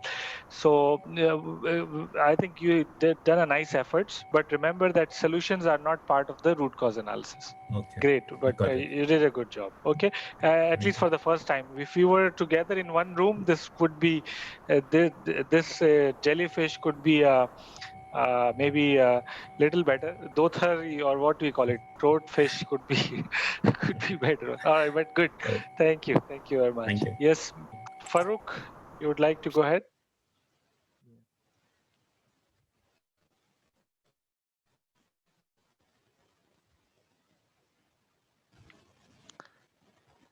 Wow, this we call tuna. So I've Good. chosen the sale is continuously decreasing. All right, These are the good. reasons. Number one is the price. Price is increasing day by day, and there are no advertisements given by the company. No discounts are given. Poor communication with the clients. Inflation is going on, and no deals are given by Good. the company. So these are the reason for Good. decreasing the client, and poor promotions are not aligned with the clients or the customers. Good, good, good. So try not using word. Try not using word no. You know, like no advertisement, like inadequate advertisement, inadequate discount promotions. Use these kind of words in overall communication. So no is very you can say unpolite. So Yeah. use inadequate or all right, good. But I think this is good. Yeah, these could be the reason of sales going down along with the employee dissatisfaction, because these three things are related. If employees are not happy, you know, like everything is impacted. But good try. I think this is good. Good start. Like I'm feeling hungry seeing the fish. So this is good. Excellent. Yes, I Thanks. think we have one more. Mr. Muzaffar. Yeah, would you like to go ahead?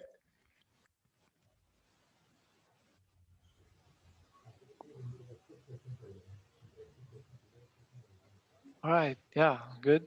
Uh, well, I have tried my best to identify the problems as well as solutions, as I am Okay. doing the first times. Mm, So for employee dissatisfaction, this could be there could be a working environment problems. So we can. I have also tried on the improvements of this. We can work on training of the employees. We can also start some reward programs on the sale bonuses. Uh, this is for the employees dissatisfaction area. Whereas for the product quality, there could be a poor raw material, less marketing. yes. So And then the presentation again, and for this, I have also sales tried to are put a solution. इसे pension As डालने की I was not aware that बहुत we सारी don't have to put the infrastructure solutions. बहुत ज़्यादा ना We can also redesign the products, change the suppliers, Yes. invest on advertisements. This is a little bit of efforts.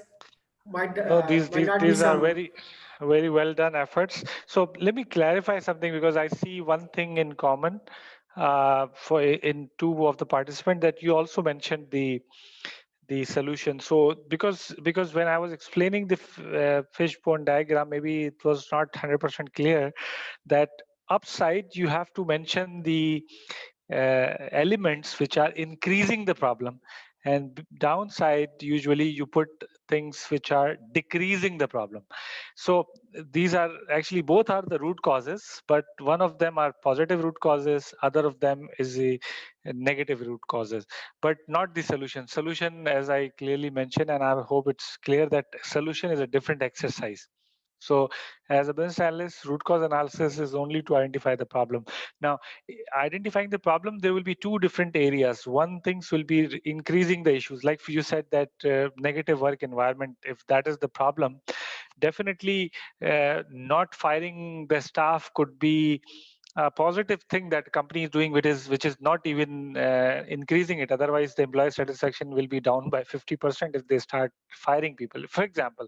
So this is very important. Like if you are considering that no proper increments are done, if that is increasing the issue, then there will be a few things which are actually reducing that issue as well, like on time salaries if they are given. So so you see, if there is no increment, that's a problem, increasing employee reducing employee satisfaction. But what could be worse, that even the salaries were not paid on time. So this will not be 20%, 25% reduced, it will be 50% reduced.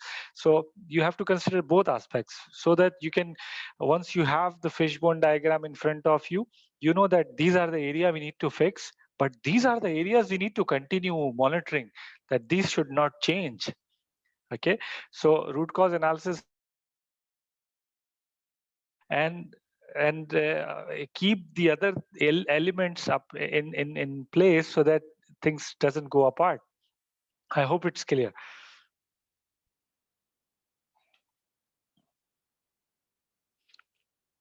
Yeah, thank you. Yeah, thank you, Muzaffar. It was great. I think all three of you have done a great efforts, at least to start for. Now, this is just a वो start. Abu Now, you बकर अरसा yes, को session में इन कर दीजिए, वो wait करेंगे. I think Saqib have done it already. Right, Arsa, you here with us?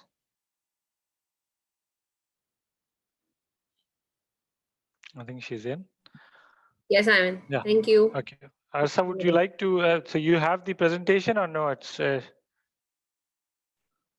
So sorry, I was out for a few moments. I had to, no problem. take No an urgent problem. meeting. You Can you you please lost just an come again? opportunity. You lost an opportunity Uh, of 50 points. So your competition will gain the points. 50 point for I all would three of regret them. it. Yeah. If you didn't win the reward, then definitely you will. Okay, 50 point for each, all three participants. Okay. Okay, now we'll move to our last exercise before we finish the session. Why we actually we wanted to keep these exercises in between the sessions previously, but because of the Salah break and other timings, we are not having the right pace to do those. So okay, now this is one more exercise in the same folder. There is a Word file you have to access. It's called business process modeling exercise. Okay, I just need few yes if you find the file. I just need few yes on Slido. Abu Bakr, which folder? Can you guide me? Yeah, it's in the chat. If I'll put it in the chat again. Okay, thanks.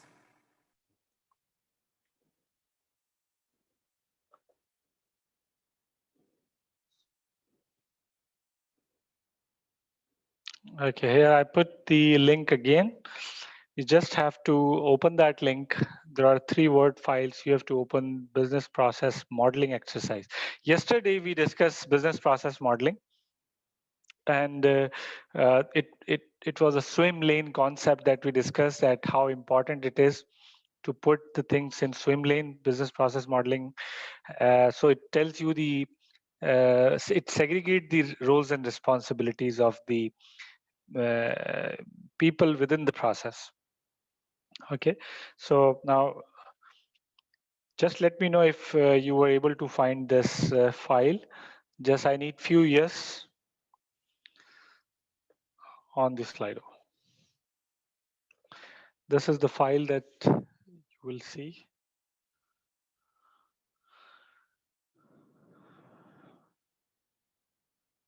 Slido. Okay.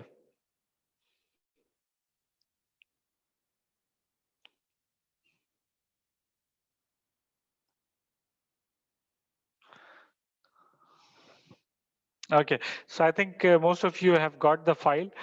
Now you have to start working and read this carefully, and you have to make a model. If you have Microsoft Visio installed in your computer, you can do it in Visio, acceptable. If you don't have Visio, doing it in Word file is okay for me, or doing it in PowerPoint or any other way, but it must be a swim lane. Remember swim lane?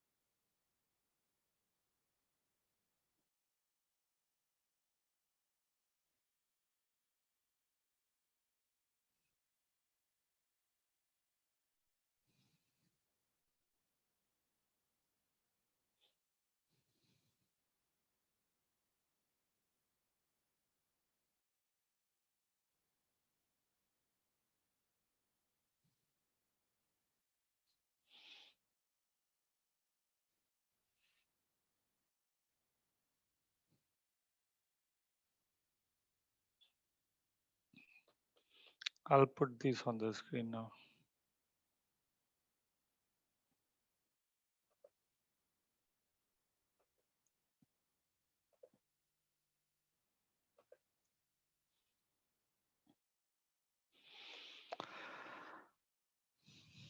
If you are not able to find this file in the shared folder in the drive, you can just let me know so I can give you the proper instruction to find that file. You have to have that file in order to do this exercise. 50 points for the participants, for the winner participant, 50 points, yes. Okay, now just to remind you, this is what swim lane business process modeling looks like. We discussed this yesterday. You can put departments here or a specific user here, like librarian and like the manager of the librarian. You can also put systems if you want to make it a little bit complicated, but it's okay if you don't want to put systems. You just put roles. It should have one start and one end point, or maybe multiple start, multiple end points. We have to create both processes, as is and to be, or one. No, just okay. Good question actually. Uh, First, try to finish as is. Once you're done, let us know. If we'll see if we have time, we will talk. So rather than making a to be flow, what you can do is once you're done with the as is flow, and you get chance uh, to explain it, you can tell us that what are the areas of improvement. Okay. You can tell us the areas of improvement while you are explaining. So no need to make to be. Okay. Perfect.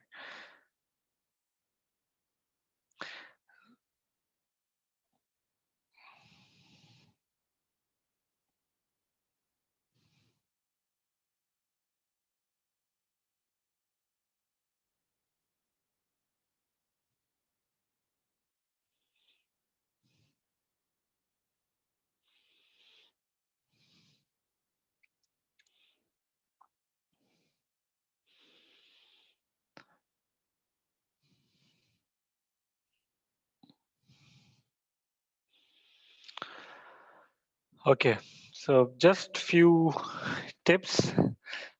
Okay, so this is what happens when the customer tells us the requirement, the user tells us the requirement. It's like a story. So this is like a story. So first, try to, in order to understand this, you have to break it. Okay, this is we kept it in Word file, so you can break it in order to make it more understandable. So it should not be confused, because the last thing you want is to show me a as is process which is as ambiguous or as hard to understand as it is written. That's what you don't want. You want a business process as is business process, so that we can have a better idea of their process and see the areas of improvement, which we cannot by reading it. So this is written in a like a layman user language, maybe a business requirement sort of thing that we have to first try and understand. So break it down first of all.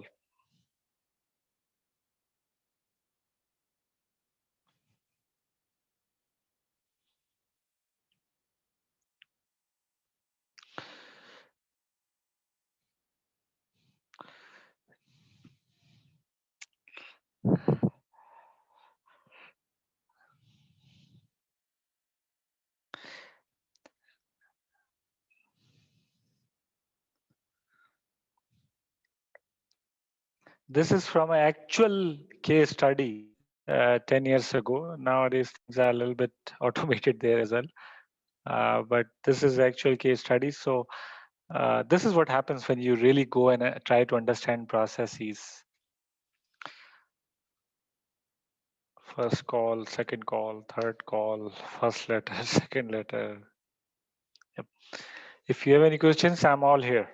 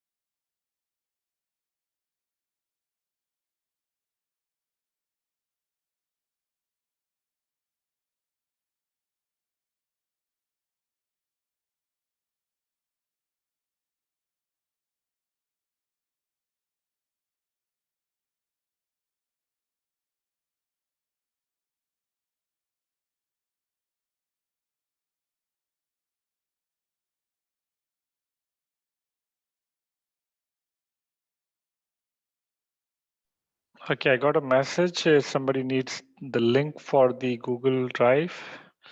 I'm again sharing it on chat. If anybody not able to find that sheet, please let us know. Unmute yourself and let us know, please.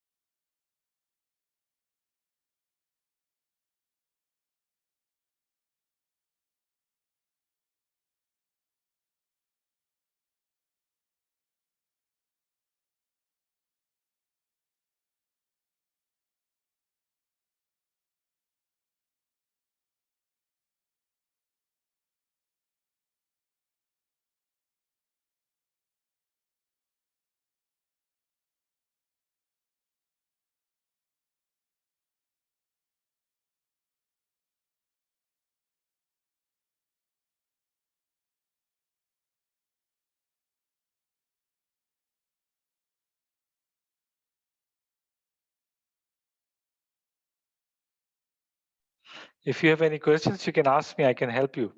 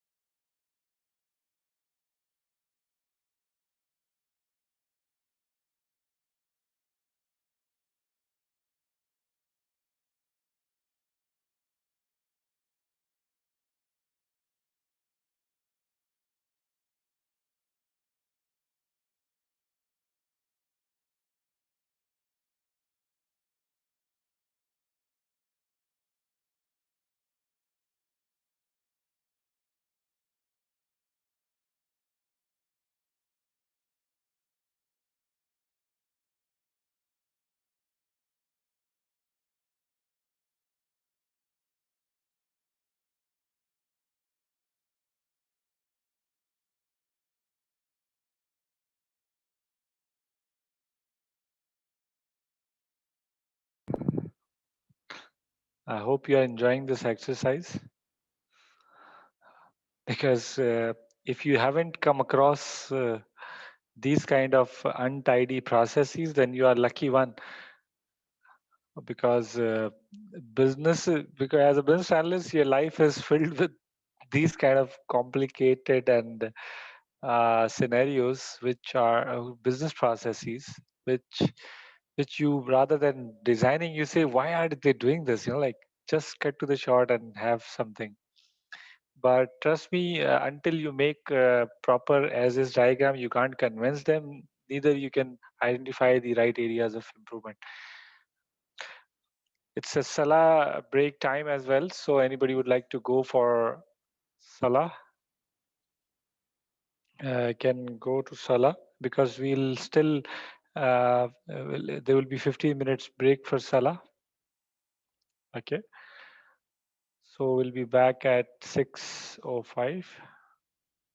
6:05 we'll be back, and we'll see the progress towards this assignment. This is good. Like we'll be spending time with you in improving it as well.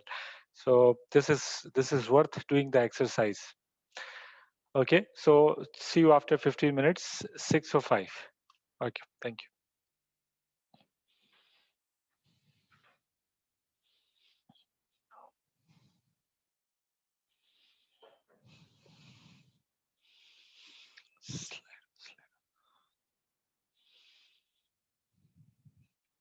All right, Farooq. Well done. Do you, Farooq, if you have Visio, you can do it, or you can make it on PowerPoint or Word file as well. But you must do it so that you will learn something. Try to make something like the process that is showed on the screen. Just as mentioned on the document, just list down the activities. If swim lanes is hard for you, and you are doing it for first time, just try to do it sequential. Although it's not usually we don't accept that, but because we are not in a session, so it's okay. Try to do it however it's feasible for you. Anyone else doing it for first time? Great, great, Farooq. Excellent. Muzaffar is also doing it for first time. Best of luck. Okay, yes, Mr. Adnan, please do share your screen. Okay. You can share your screen. I'm stopping the share. Mr. Adnan, you can share your screen.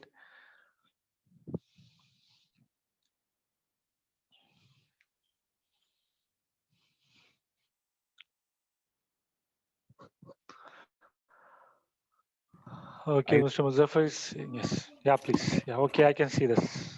okay, I'm just actually started from the case, and I just want to know actually the story I'm just drawing here. Uh, the the third part, actually the manager area. I'm just a little bit confused here. Actually, he's trying to contact to the police and the collection agencies, and the third one is the register something web register actually through website. So I'm Bad just a little payment bit confused register. how to manage the three complaints through the manager actually to managing the reporting. Yeah, so you put 3 activities in a sequence actually. So he can't, usually people have 2 hands, but they use one at a time. So it's not like he's calling the police, calling the agency together. It's Yeah. mentioned in this way. That's how people try to explain the requirement. But usually it happens in the activity. So you put 3 activities back to back. So call Okay. police, call agency, report in the bad payment register. So is it, can I use it as a sub processes for this? Yeah, you can use yes, we will, yeah, you can use it a sub process. Usually if you go to the basic flowchart shape on the left side, Yeah, yeah, there is click the this. sub So processes. yeah, Yes. exactly. So if you just draw this here and say call police and report, this is enough that it has a separate process activities. So it's okay. So do I have to mention complete process in the second sheet or No, just no, no, no, mention? no, just mention call police or report to police. Okay, fine. That's enough. That's Okay. okay. Okay. Yeah. So Okay. thank you. Anybody have any other questions? You can unmute yourself and let me know. See, uh,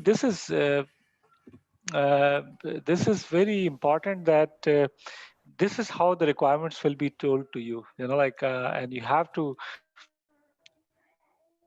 try understand it first. So you have to divide the requirements, and then you have to try put it in like in this way, so that it's more understandable to you, and then you improve it with the passage of time. So you can't have a beautiful process for very first time. It's actually a trial and error method. So there are a few Can I people in our session who have done a great job. Yes, please. can I share my screen? Yes, please.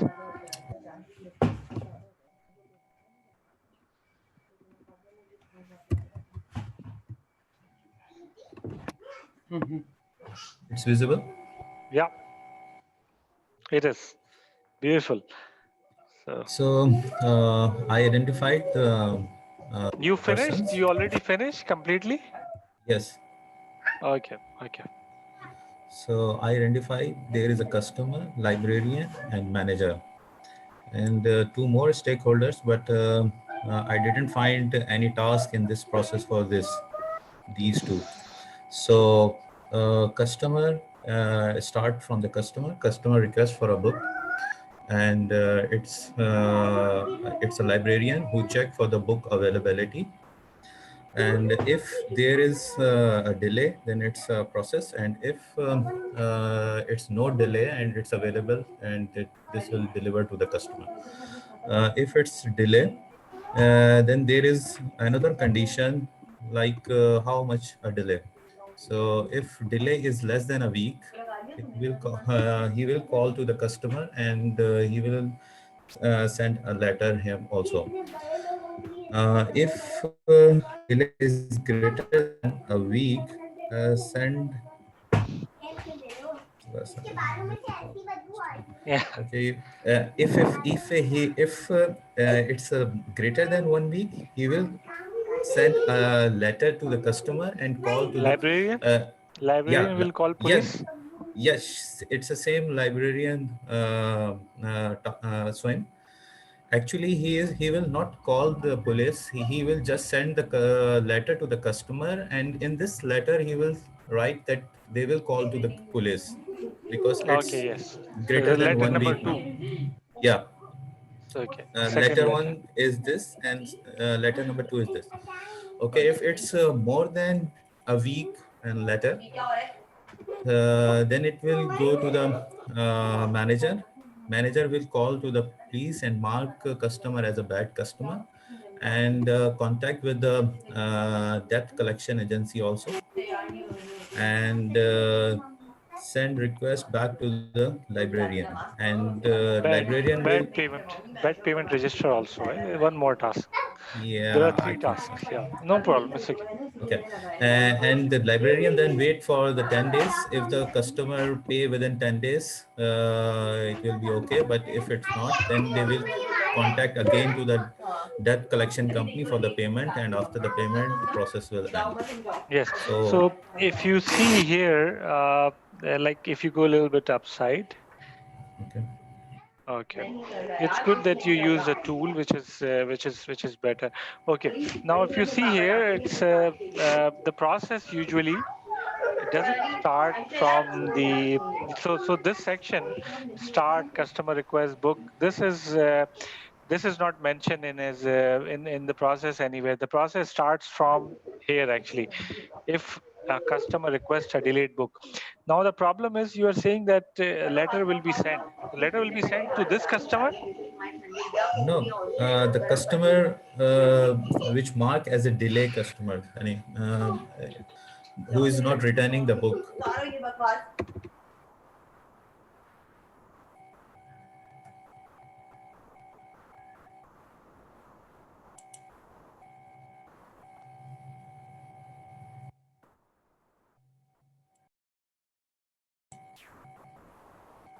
Hello.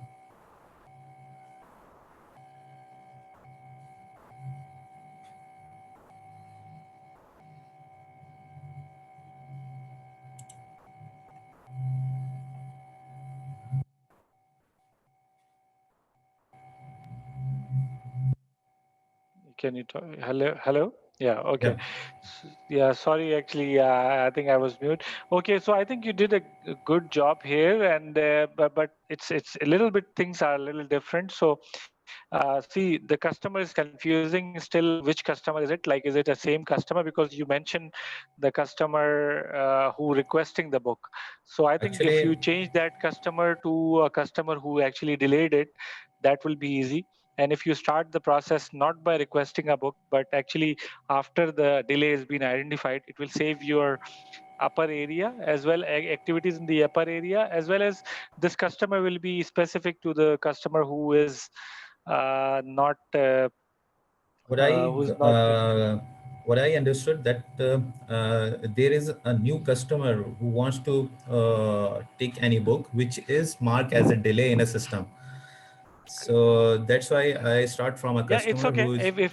Then you have to put 2 customers here. So one customer who's the new who's the delayed Yeah, customer, and actually, other is the new customer. Yeah. okay, So we okay, can we because the can we can delayed. clarify. What I am assuming that the sell to the customer and send letter, this customer is a delayed customers. Yeah, We are just talking about, mention delayed yeah. customer. Yeah, so we know that which customer is getting which letter, but it makes sense.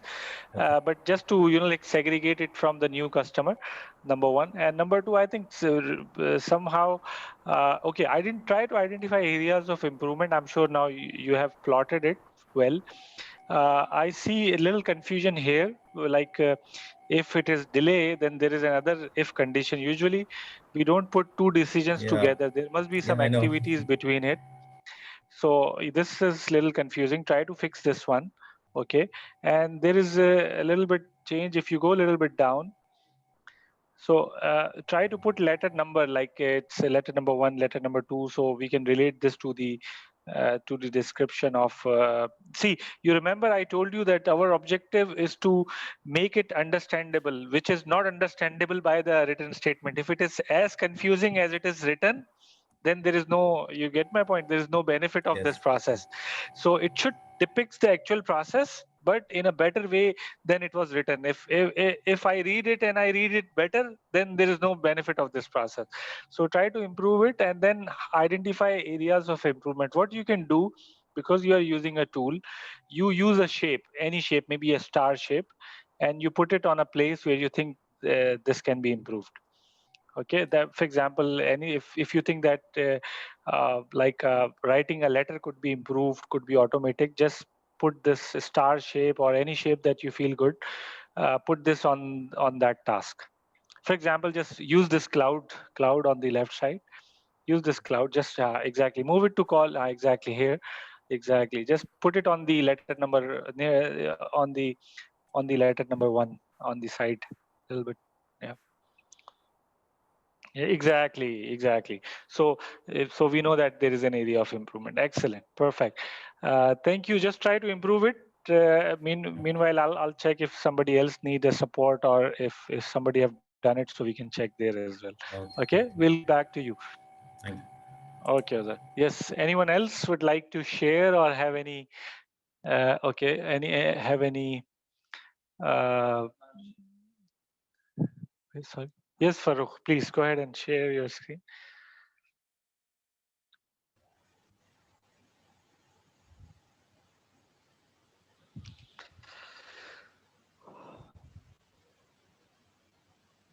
Oh, Yeah, this look promising. Yeah. this is a as-is diagram, swim lane diagram for the scenario you have given. First of all, I just pointed out the entities that are involved in this process. Number one is the IT system that are generating the delays alert, and the customer that require the book, and yes, the librarians and the book. I've just merged them into one entity. It could be two separate entity. I think it should be, but the process starts here when the customer want a book, and the librarian will get the book and give it to the customer. Then after a certain time, the time to return of the book will be there, and the IT system will generate a delay reminder to the customer that it's time to return the book. Then the customer get the reminder from the IT system, and if it ignores the alert, then it will remain, and then the book will remain at the customer end. And if it get the reminder and go back to the library and return the book, then sorry, this is something wrong here. Okay, so see, you have done a good job. See, the point is you have used a very good tool. It's clear. Whatever you have done, it's clear.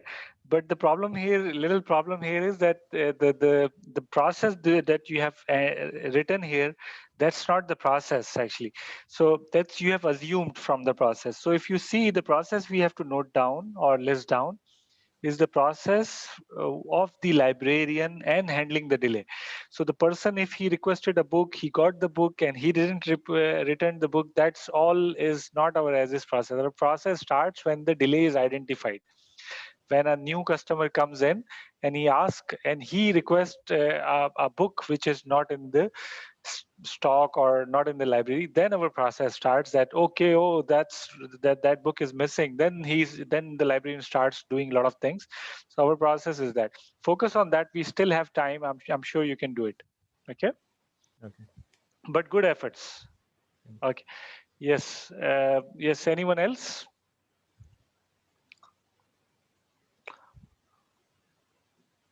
Anyone else would like to show us work in progress are also acceptable? Yes. I am halfway through. Can I show mine? Yeah, please.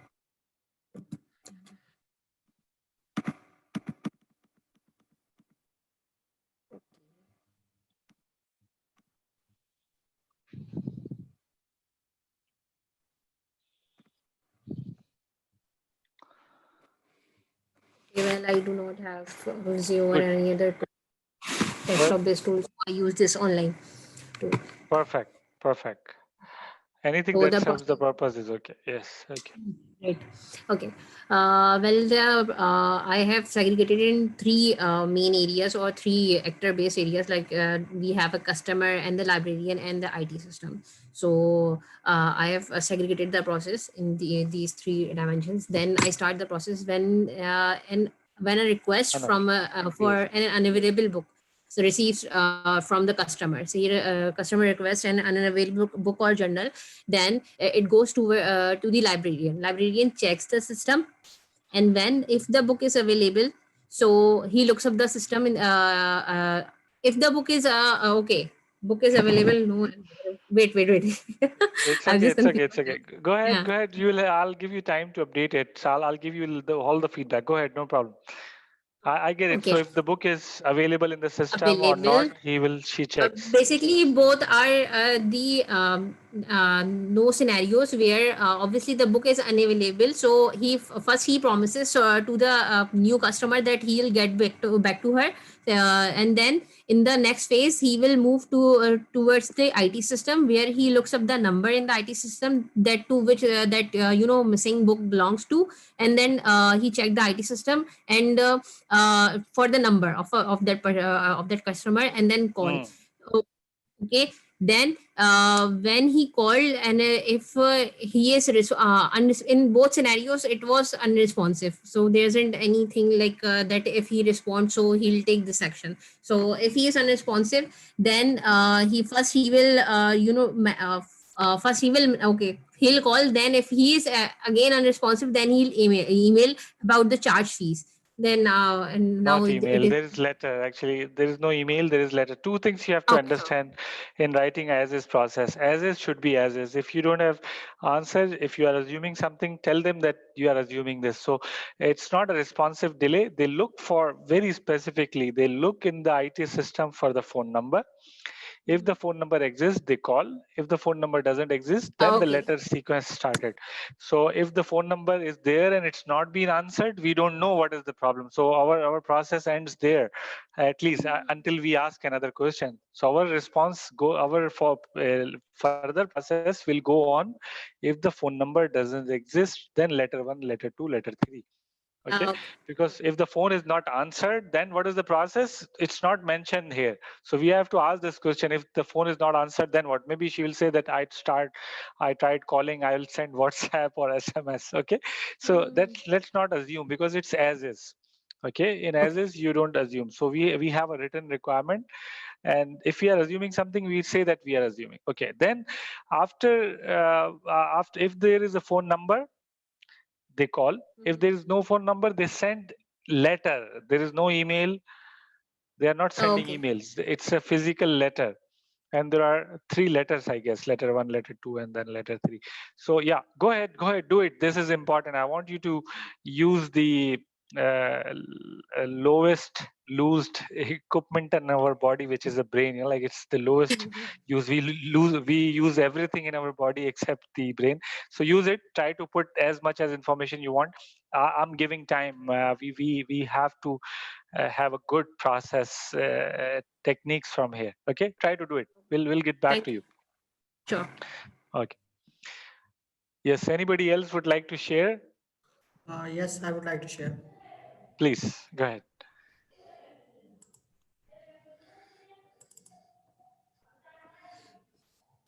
Wow. Good. Uh, This looks promising. Yeah. Okay. So it's okay. It's missing swim lanes, but it's okay. Let's see. Okay. Okay, so when first customer requests the book, then librarian check in the database. If book not found, then it's yes, then he will promise the customer that he will return. So if not found, then he will look for the number in the database. Beautiful. Then he will call the customer. If phone is not answered, then write first letter, then second letter, then inform to manager. Then manager will complain to the police and contact bad payment Oops. register, Yeah. contact collection agency. And then if the book is returned, then they will ask for a letter for missing payments. That's what I understand, and I'm doing this first time. Yeah, this is okay. Most of us are doing it for first time. Even if you are expert in writing a process, you will face issue writing this one. So this is okay. Okay, see, this is good. If you can put it in the swim lanes, that will take this of your skill to the next level right away. Okay, try to put it in the swim lane if you can. I don't know this process. This program have this feature, I'm sure. You just have to look for it. But if you try to put it in the swim lane, that's right away. It means like you just have to put if you put on the left side customer, librarian, manager, and just put those boxes in the right places. That's what you want. Okay, now if you want to go ahead with this one, it's also acceptable for now until you do a proper swim lane. So what you can do, see, there is a problem here. If you see your process is showing, if you go a little bit down, please. So see, write first letter, write second letter, and inform to manager. This seems to be a specific activity that must be done, but that's not the case. Any process could end if the book is returned, right?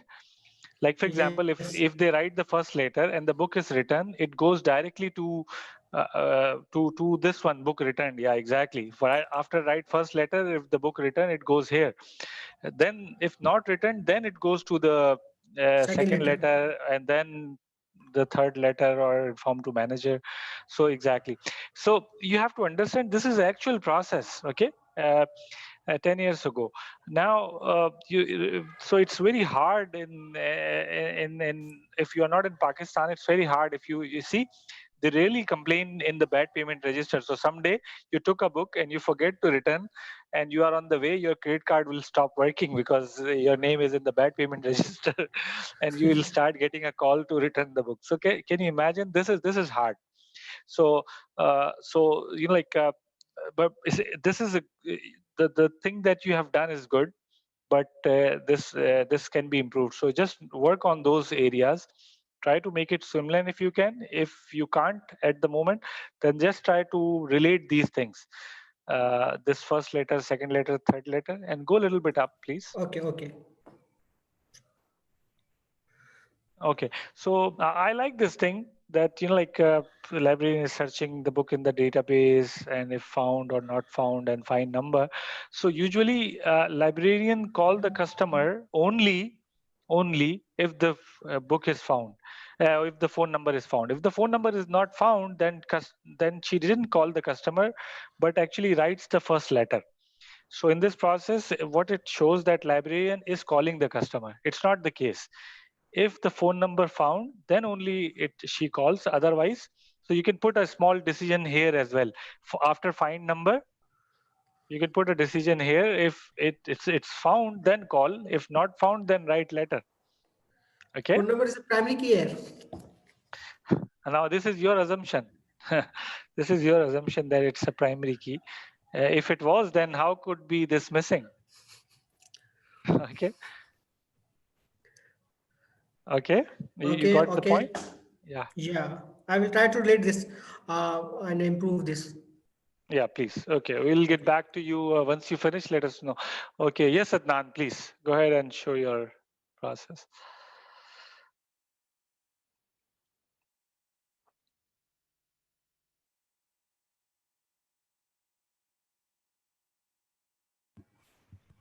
Okay, just a second.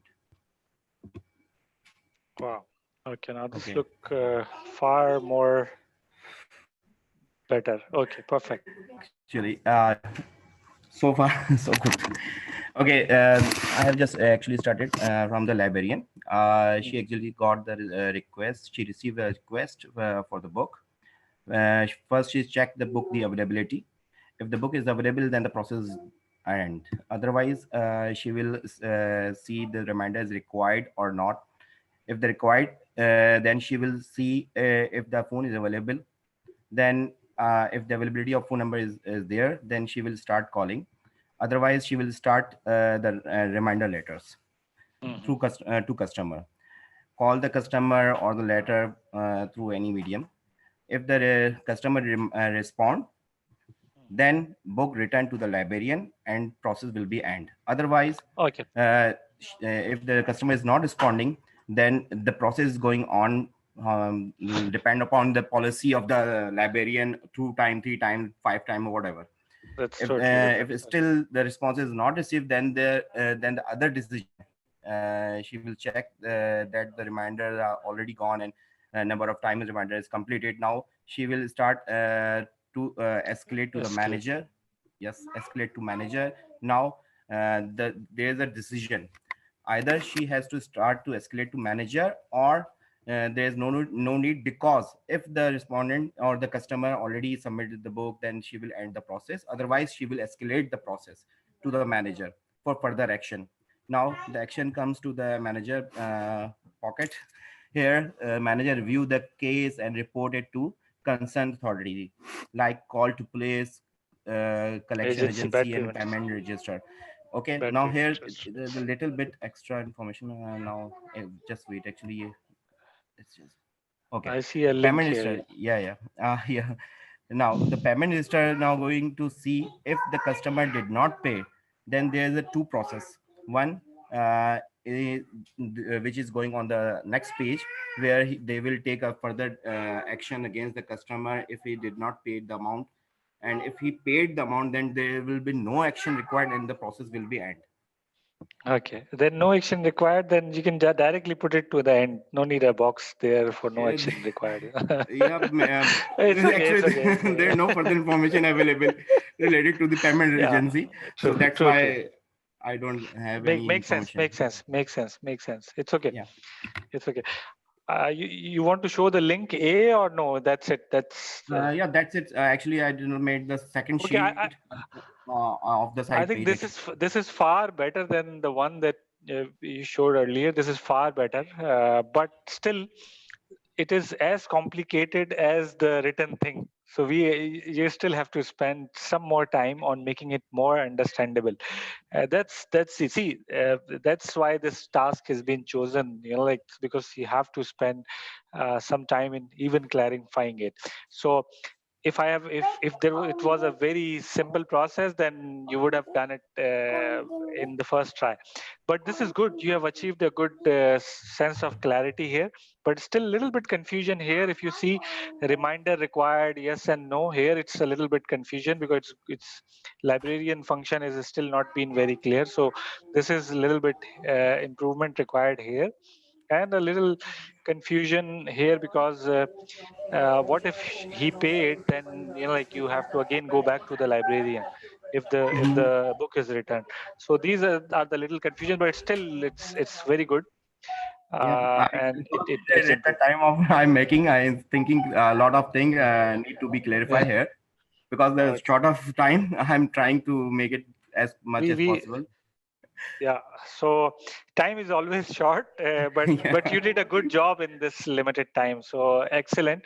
I will show something that what other participants have done it, because I've been doing this process exercise for past like 10 years maybe Boss, since can we you got give just 2 minutes more? Two or yeah 5 minutes more, though. yeah sure. So we have done this exercise with like hundreds of participants in past, not hundred, maybe more, hundreds of participants in past 10 years when this case study was brilliantly new. So some of the participants have actually done a tremendous good job, the one as we have just seen. So I have chosen uh, that process, and I would like to show you that process at end. These are like you can say they were very good expert in business process analysis, and they took uh, quantifiable time to do it, but they have done it, and they have the copyright to those processes that I will show you. But at end of the session, and once you all review, then we will show you. Okay. Anybody else would like to show?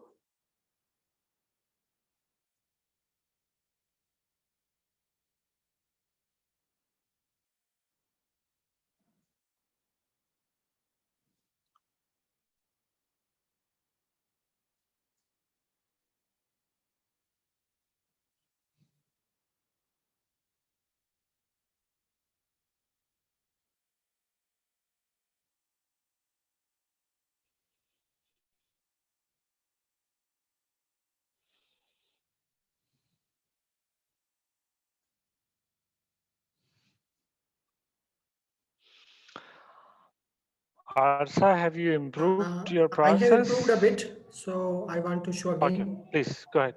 Go ahead. Go ahead.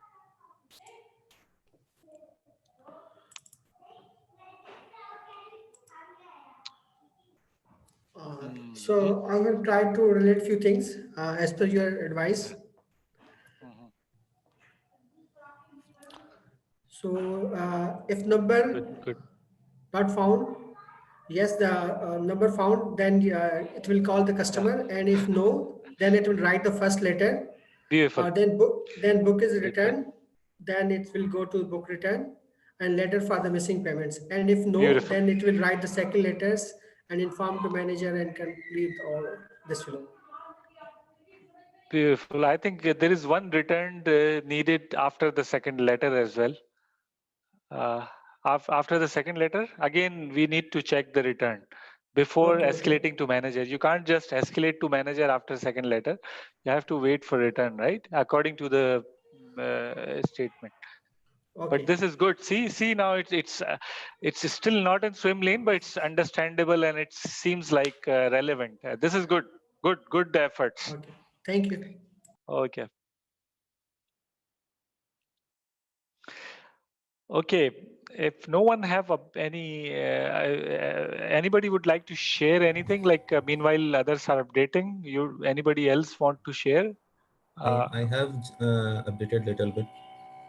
No problem. If you want more time, because I'm going to discuss few things. So if you need more time, take it. Okay, you can discuss. Okay. See, uh, so if you are already updating your process flow, keep updating it. For rest of the people who have stopped updating it, so what could be, I would say, what you can do to this process that will solve all of this issue. Can you think about doing something, one single thing that could, like really be helpful? Something okay, now these kind of thing that I'm saying, that if you do a little bit tweaks to that process and it change everything, this is called re-engineering. It's called process re-engineering. So you see the as is process and you say, okay, if we do this basic change from the beginning, it changes everything else. It's called re-engineering. So can you, meanwhile you were reading and planning and doing this, have you come across something that you feel that if I do this thing in this process, it will change everything else? Any suggestion to that? Before going into the areas of improvement, anything that you feel that if this is not there or this was there, then I could have, all this wouldn't be necessary. Like, for example, if there was no library in this world, then this process will be not necessary. But the library is there now. What could else be there or should not be there that could save a lot of time and all this efforts that have been invested? They need a proper automated system for the library. Yeah, this is what is apparent, and this is what we are going to. I think you have done a good job on this one. We'll discuss this in detail.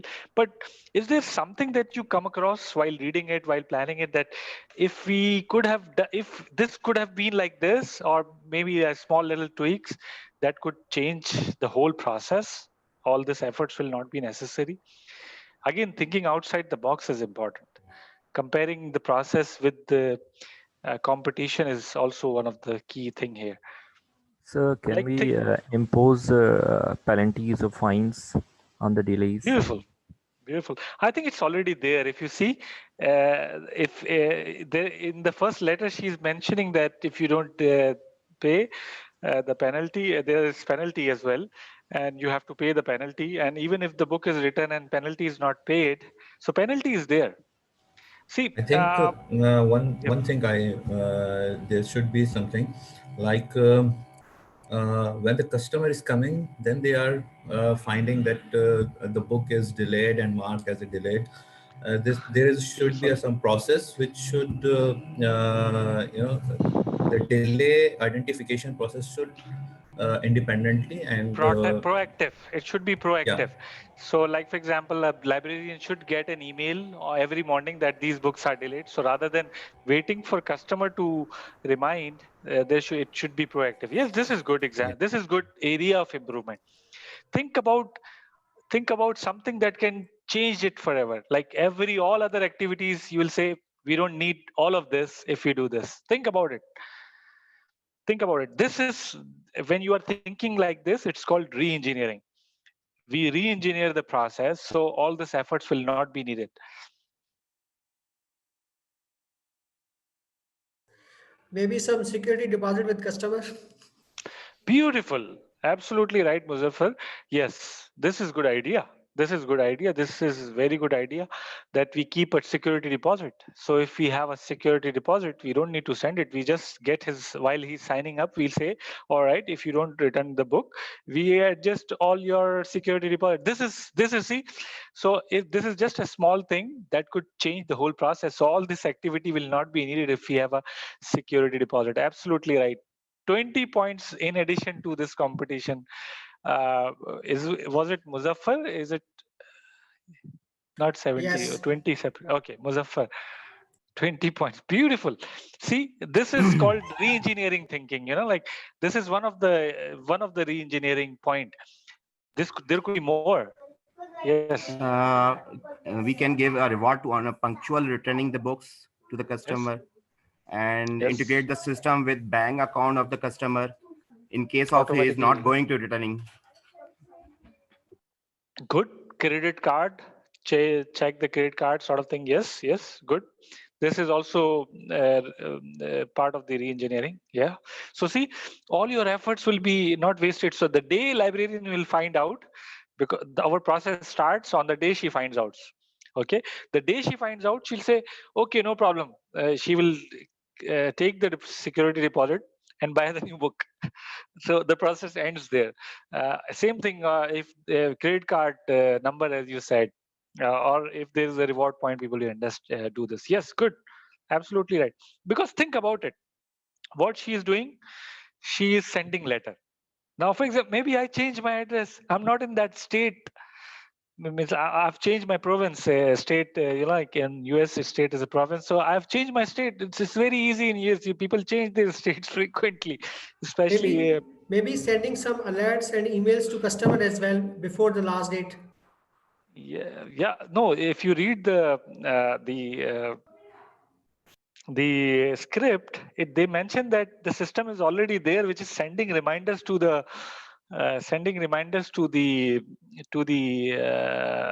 customer. It's already there. If you read the first paragraph, you'll find it. But the problem is librarian is not aware. So your point of proactively doing it is good. But again, think about it. If I'm not getting my email, then what? Maybe I changed my email address. Maybe your emails are going in spam. And you are sending me a letter. If your system is capable of sending an email, then why the letter is important. And if you send the letter if I'm not on that, I don't live on that address. Think about it. Like this is problem. So okay, anybody finalize would like to show for one last time before we conclude this thing? Azhar? Yes. Yes.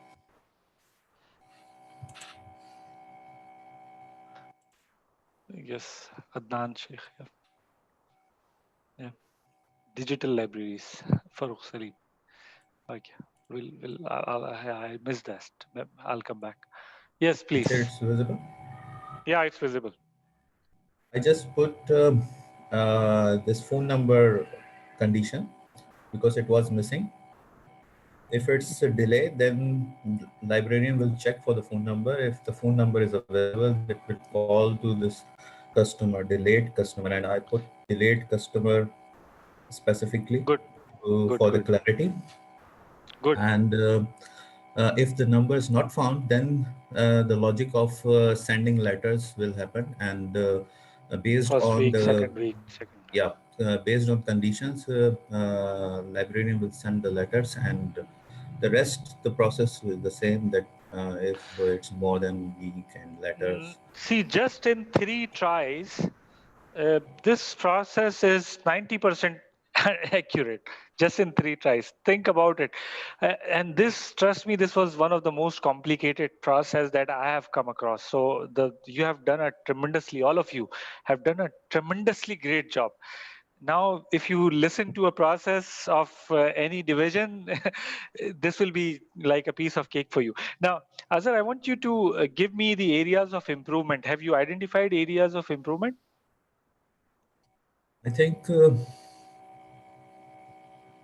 I didn't actually think about that, but Okay. I think we can minimize this number of letters steps. We should minimize these 2 steps in a one step, so it will be Good. a more efficient. It will make more efficient this process. So Okay. I think Okay. this I can be think about it now. Spend few minutes on the areas of improvement. Like, see, Mazhar have identified that if we just collect a deposit fees, security yeah. deposit, this would have solved everything. Now, this is called re-engineering. Okay. Now, re-engineering is not easy and not possible everywhere, but thinking about is important, because see, if we didn't discuss this and we didn't think about it, we never came up with this idea. So this is important. Now think about the areas of improvement here, and I'm sure you will find it. Meanwhile, we are going to Sayyid Arif Raza. Yes, Arif, you can share your screen. Sayyid Arif Raza. Yeah. Sure, boss. Okay.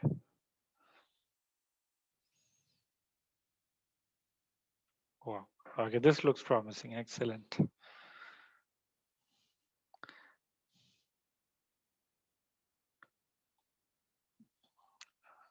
Maybe you're mute, Arif.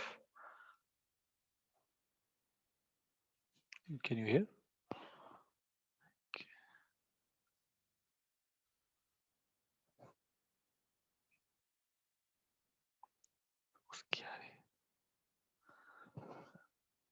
Arif, we can't hear you. Just sorry, I didn't see that, boss. I'm sharing it No again. problem. It's okay. It's okay. Okay, boss, the start of the process comes along with the customer's request for the book. Yeah, you have to share your It goes screen. to I the think librarian. He searches for the book on the system, IT system. Arif, you have to share the screen. Am I Okay, correct? yeah, it's coming. Yeah, okay. It's coming? Okay. Yes, perfect. Go ahead. Okay. I'm all ears. Yeah. Okay. Okay, it comes in the IT system, which gives a search. If it's a yes, book is delivered to the customer who needs it. If there's a no, then it goes back to the librarian, giving him a message. He sees the record of the issued book and contact of the customer by phone. जो है ना? Like this book is not available, but it's already issued. So therefore, he will, like sort out a mechanism of contacting the customer. Now, the first contact is done by the phone. If yes, then customer response is there. If he responses as in yes, the late payment charges are paid through the online payment system and book is returned. If the response is no. Which goes here. No First, response. if he's not contacted by the if there's a no response on the phone, so he will be contacted by a letter as well. Okay. If the overall response is no, the whole thing goes to the manager. Manager is being informed. He puts the customer in the bad customer log, and recovery agency is being basically followed on from there onwards. Basically, this was the crux of the whole Okay. thing. Now note down these things that I'm going to tell you, and then try to improve this, because it will take like 2-3 cycles to reach to the right level. See, first of all, you are assuming a very huge process, which is books. You see, from start, a customer requests a book, librarian search the book in the system. So all this is not necessary, because we are not going to, you can say, our process is delayed books only. Okay, so you can start from a delayed book is requested, and then you can carry on. So you can review few steps. This is okay. Second thing is, if you see here, Okay. go a Okay. little Like bit up. the assumption is that the. So in as is, we avoid assumptions. That's the only place where we avoid assumptions. So in But as how, is, you ask like, question. librarian doesn't know that the book is. Does he know that the book is like already issued or not? Yeah, Wouldn't the he come to know process. when he searches? True, absolutely right. But our process, the process we are going to improve, is for the process of delayed books. Okay, so if a book is found and delivered, that's not our problem. Until you are trying to improve that process as well, then mentioning it is good. Otherwise, it's okay. You can mention it, but this will be called like a irrelevant process. So if I request a book which is available and you have to give me the book, then if you are trying to improve anything on this, good, mention it. Otherwise, start the process from a customer requested a book which is not available. So you get my point? So Yep. Yep. you limit all the other possibilities of books available. You get my point? So Yep. these Yep. 2-3 steps will be reduced. But trust me, reducing the not required step from the process is good idea, so that you can do a better as is analysis. But it's okay. It's not that much. You have done a tremendously great job. Okay. Now if you see here, you mentioned that library, yeah, exactly. Librarians see the record of issued book and contact the customer by phone. I think this is not the case. Once the librarian finds out that book is unavailable, she look in the database for the phone number, and if only the phone number is available, then she calls. Otherwise, there are 3 letters or 2 letters which are sent. So the process that you have made, it's good, but it's not depicting the exact as is process at the moment. So you have to read this part again, and then try to build those steps that is happening in actually. Okay. So okay, and So iterations are then not there. yeah, so there are multiple letters. So you are doing as is. So don't try to improve when you are doing as is. First, try to find the exact as is, and then there will be a next step of identifying the improvements. So try to do it. And then if you go a little bit down, if the Sure. response is received, you are saying if the response is received, the late payment charges are paid through online payment and book is returned. So this is all your assumption. It's not been mentioned in the process. So we have to keep our process to the letter and the escalations what is being defined. So wherever it's not defined, we say that that's an empty one, or put a question mark, or mention this is my assumption, so that we can clarify it from the user. But don't consider that if there is a response, there is also a late payment is paid. Okay, so this area needs a little bit improvement. Rest is fine. Thank you, boss. Okay, if you want to improve it, you can improve it and send it. If you want to improve it, you can improve it and send me separately. Okay, now Sure. Farooq is saying converting digital libraries. Again, it's not business process reengineering. It's actually a business reengineering. Yes, but this could be a solution. Adnan is saying give reward on punctual on returning the books. Yes, we discussed this. This is I good idea, or integrating it with the bank account is a good idea. I want Yes. to share one idea Yes, Arsa. to change the Please. complete process. Like if we build a mobile app or online portal for the Yeah. customers, then the Mm. customers don't no need to come for the unavailable books, and we can manage our customers by this through app. Like if anyone want to take the book, they should have to register this app and with their CNIC or any number. So we cannot, then the customer cannot hide from Beautiful. the librarians. Beautiful. Beautiful. Yeah. So So, this is great idea. Yeah.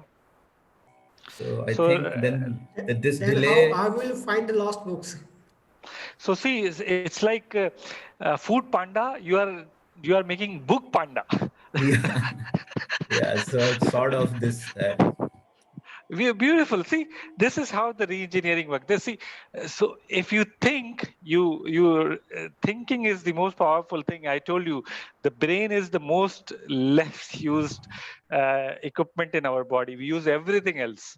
So if you use, so this is good idea. I really like it. 10 points for 20 points we given to Mazhar. So 20 points for this idea as well. Excellent, excellent. Okay.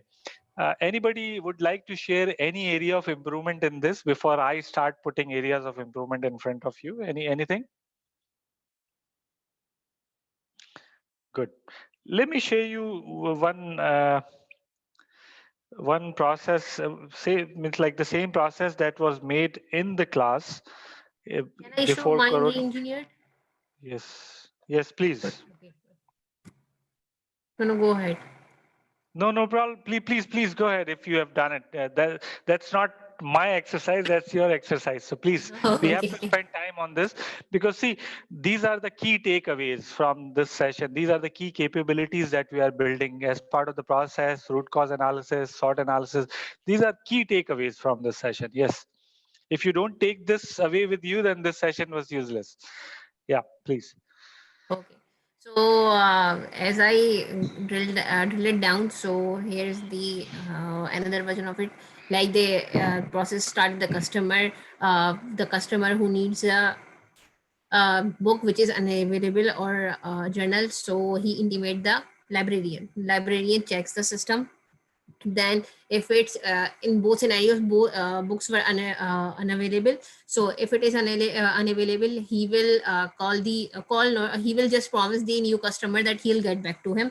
Then and then if it is unavailable, then he'll look up the system, the IT system. Then for the person to whom he has given that book, so if the number is available, he will call, and that's it, the process is closed.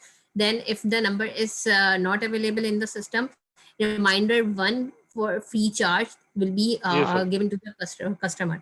Then if 1 week delay is not recorded, the process is closed, there is no further intimation regarding it.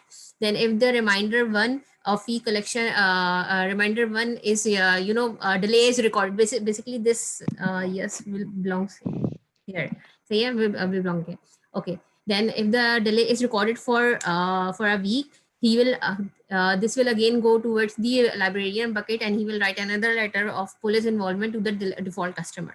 So yeah, then and if another week of delay is recorded, so if it isn't recorded, the process is closed, there isn't further information given on that. Then if another week delay is recorded, it will move towards the Beautiful. escalate towards its Manager. manager. Okay. Then once the request comes towards the manager side, manager contacts the police over phone, over phone. That's it. And then he will simultaneously check the charge fee payment, if the payment is charged Bad or payment not. register. Yes. If it is no, the process is ended. If it is yes, then the another system or recovery, which is a recovery agency will come, and he will register that customer in the bad payment register. And and he will the action will be the register as a that the default customer will be registered as a bad payee or the bad payer, and the process is closed. There's for no further intimation on that. Then further, if we move ahead, so then we will be having the department collection agency. So I'm just working on it. It's in process still. Debt collection. Yeah. So yeah, this is good effort. So you are 90% done already. A little few things that you would like to you might want to improve here, Arsa, is like recovery agency and debt collection agency are actually are not our use cases. So actually our use case is the manager complaining them. That's it. It's like these are the activities. We don't know that what recovery agency will further do. So that's why putting their swim lanes is not wrong, but it is unnecessary. Okay, because if you read here like how the swim lanes are read, if I'm reading this as a swim lane, I will say, okay, register customer in bad payment, right? Go a little bit down. Okay, wait a second.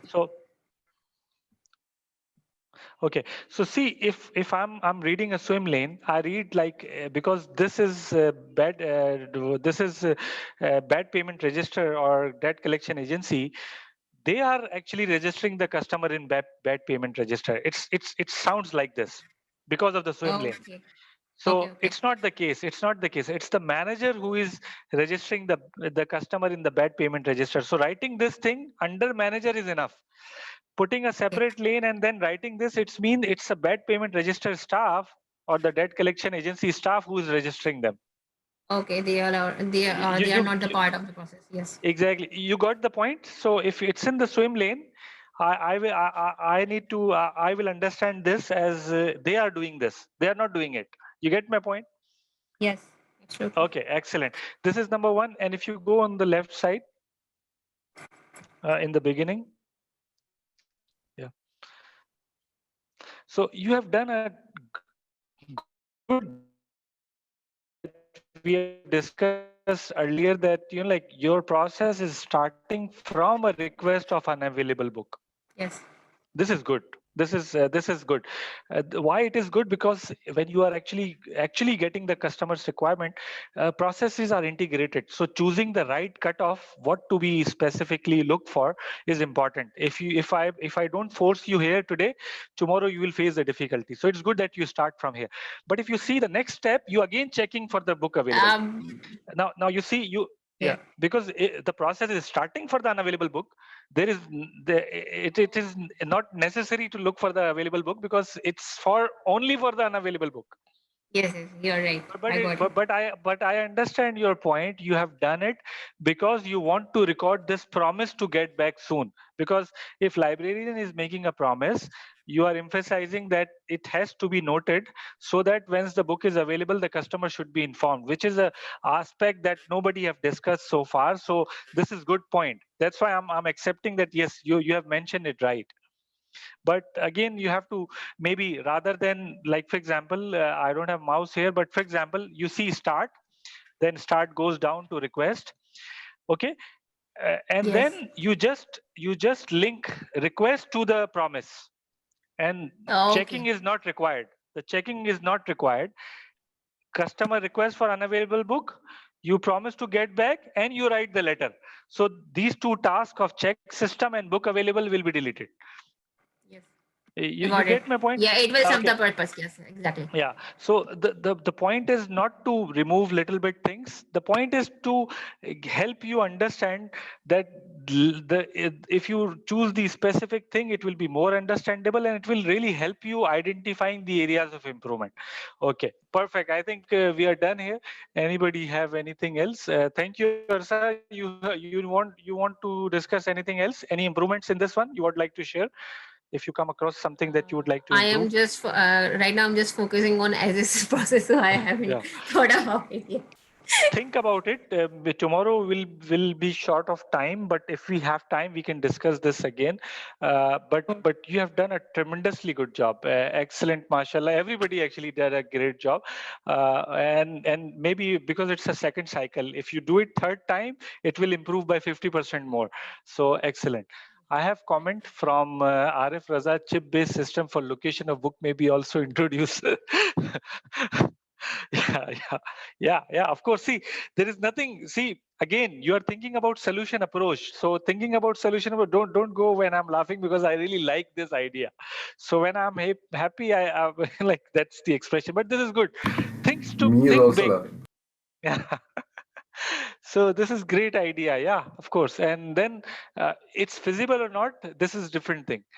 Because sometimes thinking about these ideas, something could hit, like rather than food panda, book panda, collection may be extended with the chip. Yeah, of course. So rather than sending letter, you go there and just collect the payment. I think this is good. Now I'm moving. I'm sharing my screen right now. Hope you can see it. Okay. Now this is a process made by one of our candidates in 2017. After so in past 10 years, we got a lot of processes. This is the best one, made by Saddam Al Basami, copyright reserved. Okay, so now he was one of the best process analysts that I have met, and he was able to do it in few hours. So don't consider yourself that you haven't done so good job in the session. Your job is far more better than this, because you don't have this much experience in process modeling. But eventually you have to make the process looks like this. Now let's see. He have mentioned here swim lanes have delay customer, the customer who have delayed the book. The requester of the book, again, they considered the requester as well. And why is that? We will discuss about it. Sorry. Okay.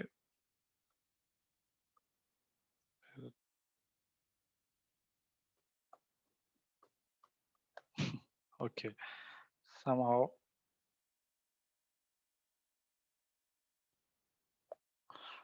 Okay. Okay, I'm sorry. So if you see request librarian and then manager. Okay, and this is the good way of putting the areas of improvement. If you see A, B, C, D, this is a good way of putting areas of improvement. So there is a separate paper where you will mention what does it mean by A, what does it mean by B. So this is areas of improvement. This sign is called Kaizen blast. Kaizen is a word comes from TQM in Japan. You know, like after Hiroshima, Nagasaki, Americans sent their best person to Japan to help their economy revive after like destroying them. They sent some their experts to reviving their economy. One of the person, Dr. Edward Deming, he's the uh, you can say Japan's revival's father. Okay, and after reviving Japan, he went back. He was called back to America. That wow, you have revived them, so you can revive America as well. And he failed. So, but Japan is the great case study. So there, like Kaizen word is created. It's called improvement. So this Kaizen blast means areas of improvement. So you can use this diagram. This is good logic of doing it. So if you see the process start by the requester when he requests for an unavailable book. Now there is a Kaizen blast. Can hear me? No? Awaz aa rahi hai? Okay. So request for an available book. Now there is a problem. If you see why why somebody is requesting for an unavailable book, why we didn't know it in advance, like Mazhar identified that there should be a report, a proactive approach. Azhar have identified that there should be a proactive approach. Librarian should get an email on daily basis or access the report to find out what books are unavailable rather than going for it. Okay, now librarian is promising. This is a good important keyword that ARSA have taken, that she is promising. When somebody in the organization is promising, it means that this is an organization promise. So if tomorrow librarian is not there, somebody else is there, that the promise stays there. So there should be a mechanism to record that promise. Like there should be a register where you put it so that the book is available. You remind them. So this is a second area of improvement. Again, same things that you have mentioned: check for availability of the book and identify delay, look for delay customer if the phone number is available. Now this area of improvement here, if phone number is available. So if just while signing up a customer, why don't we make a phone number mandatory? Like Mazhar mentioned, phone number should be primary key. So yes, if the phone number is mandatory, then there will be no means like so the phone letters will not be required. You just call. Okay, and when you are calling, there is a area of improvement there. There is area of improvement that that could also be automated for this. Then if the phone number is not available, then you send the first letter. It's called reminder 1, mentioned with delay penalties, like you guys have mentioned. Now letter is sent or not, we don't know. So there is a big Kaizen blast here as well, mentioning that we don't know they received the letter or not. So this is overall a wrong exercise. Again, if book is received within 1 week, process ends. If not received, you write a second letter mentioning to the police. Second letter is received. If not received, process ends. If not received, you report to manager. Now, if you see, this task of reporting manager is between these two process areas. So this is important. If you see, requester is talking to librarian, that's why it's between. No need to think about it at this stage, but later on, uh, these things really count. This shows you that that's not the requester's only work. It's been done between them. Okay, these small little things really plays a big significant role. Now, manager itself is a redundant job actually. So what are the things that manager is doing in this process is totally redundant. Okay, that's why there is a Kaizen blast here. Now you report to manager and manager then call to police, report a theft. Wow. So you should not do this actually. Like you can take like Mazhar identified, take a security deposit and buy this one. Then you register the bad payment register online. At least this thing can be automated if you want to do it. Contact the debt collection agency. So rather than contacting them, send them email automatically because you have a workflow system. So this is same process that you have made, but in a little bit, you can say better representation. They have added two different starts. So see, first start was in the beginning. This is a second start. If the book is submitted, then the librarian will check for the fees, because the librarian will check for the fees once the book is received. Otherwise there is no process. So this was the place where a lot of you have made lot of loops within the communication. So it's actually a separate process that starts once the book is received. Delayed book is received. So I think you guys have already done the same thing. This is just a little bit more uh, you can say better drafted. I think Azhar have done it very well, and if I think you Azhar would have done it one more try, you would reach here or somewhere very near. Yes, anybody? Yes. The process associated with the delayed book submission, isn't that Hmm. assumption was mentioned in the case study, I think, if I'm not wrong. Yeah, it's mentioned actually. So if you see, we are actually trying to improve. So if I open this study here, I'll share the screen, the study. Okay, so see, it's good, it's good. So we are discussing this. So if you see here, the handling of delay for delivering book is very inefficient. So actually, our focus of area is the handling of delay. So if you see, they say that the existing system is able to automatically send reminders to the customer, but handling of delay is purely manual. So that's why we are focusing. But it's no wrong in putting the process of the actual book, and but it's not mentioned anywhere. So if you see here, a new customer requests an unavailable book. So for even the process we are analyzing and the process the librarian is telling us is for the unavailable book. So we really don't know that what is the process of delivering the book. So for example, you said they requested the book and you gave them. Maybe there is a form that they need to fill. Maybe there is they have to sign up before they have to get the book. Maybe that book is not to be given. The policy has changed. He has to sit and read it. So we don't know that process. So putting that process is I would say is redundant, that because it's not mentioned. Okay, so our process starts from a new customer request an unavailable book. Is it clear, Arif? It was Arif, I guess.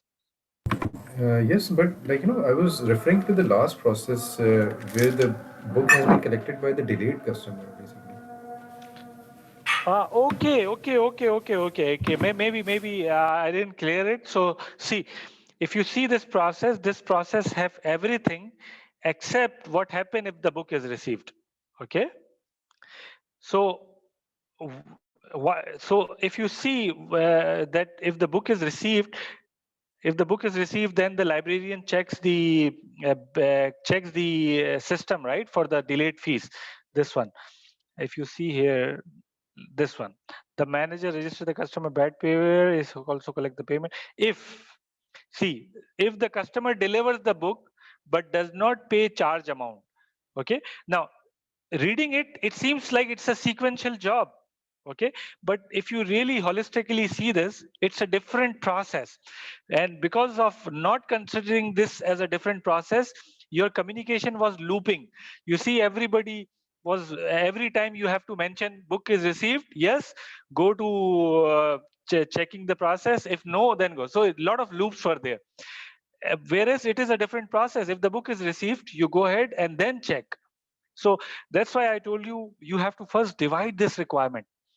It's a single paragraph. That's how we get the requirement. So you have to divide it to understand and segregate the different processes. I hope it's clear. Yeah, yeah. Thank you. Okay, perfect, excellent. So thank you very much, everyone. It was great time spent together. We got a little late on today's session, but I think it all worth it. Uh, we will also share these all things that I showed you. This process, everything will be shared with the copyright to Bassam, and if you have any any more questions, just note it down, and then you can ask. We can have questions tomorrow once we start the session. Okay, I'm starting a uh, poll for this rating on this session. Please rate the training. I've started a poll.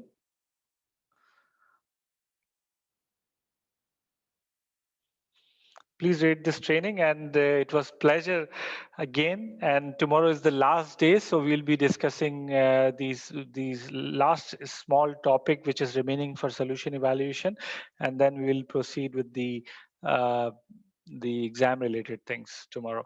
And we'll share the formats as well. A lot of different formats, important formats we'll share. Okay, please rate this training. Thank you very much, everyone. And if you have any questions, please note down in the notepad, and we'll take it tomorrow, first thing before we start the session. Thank you. Thank you very much.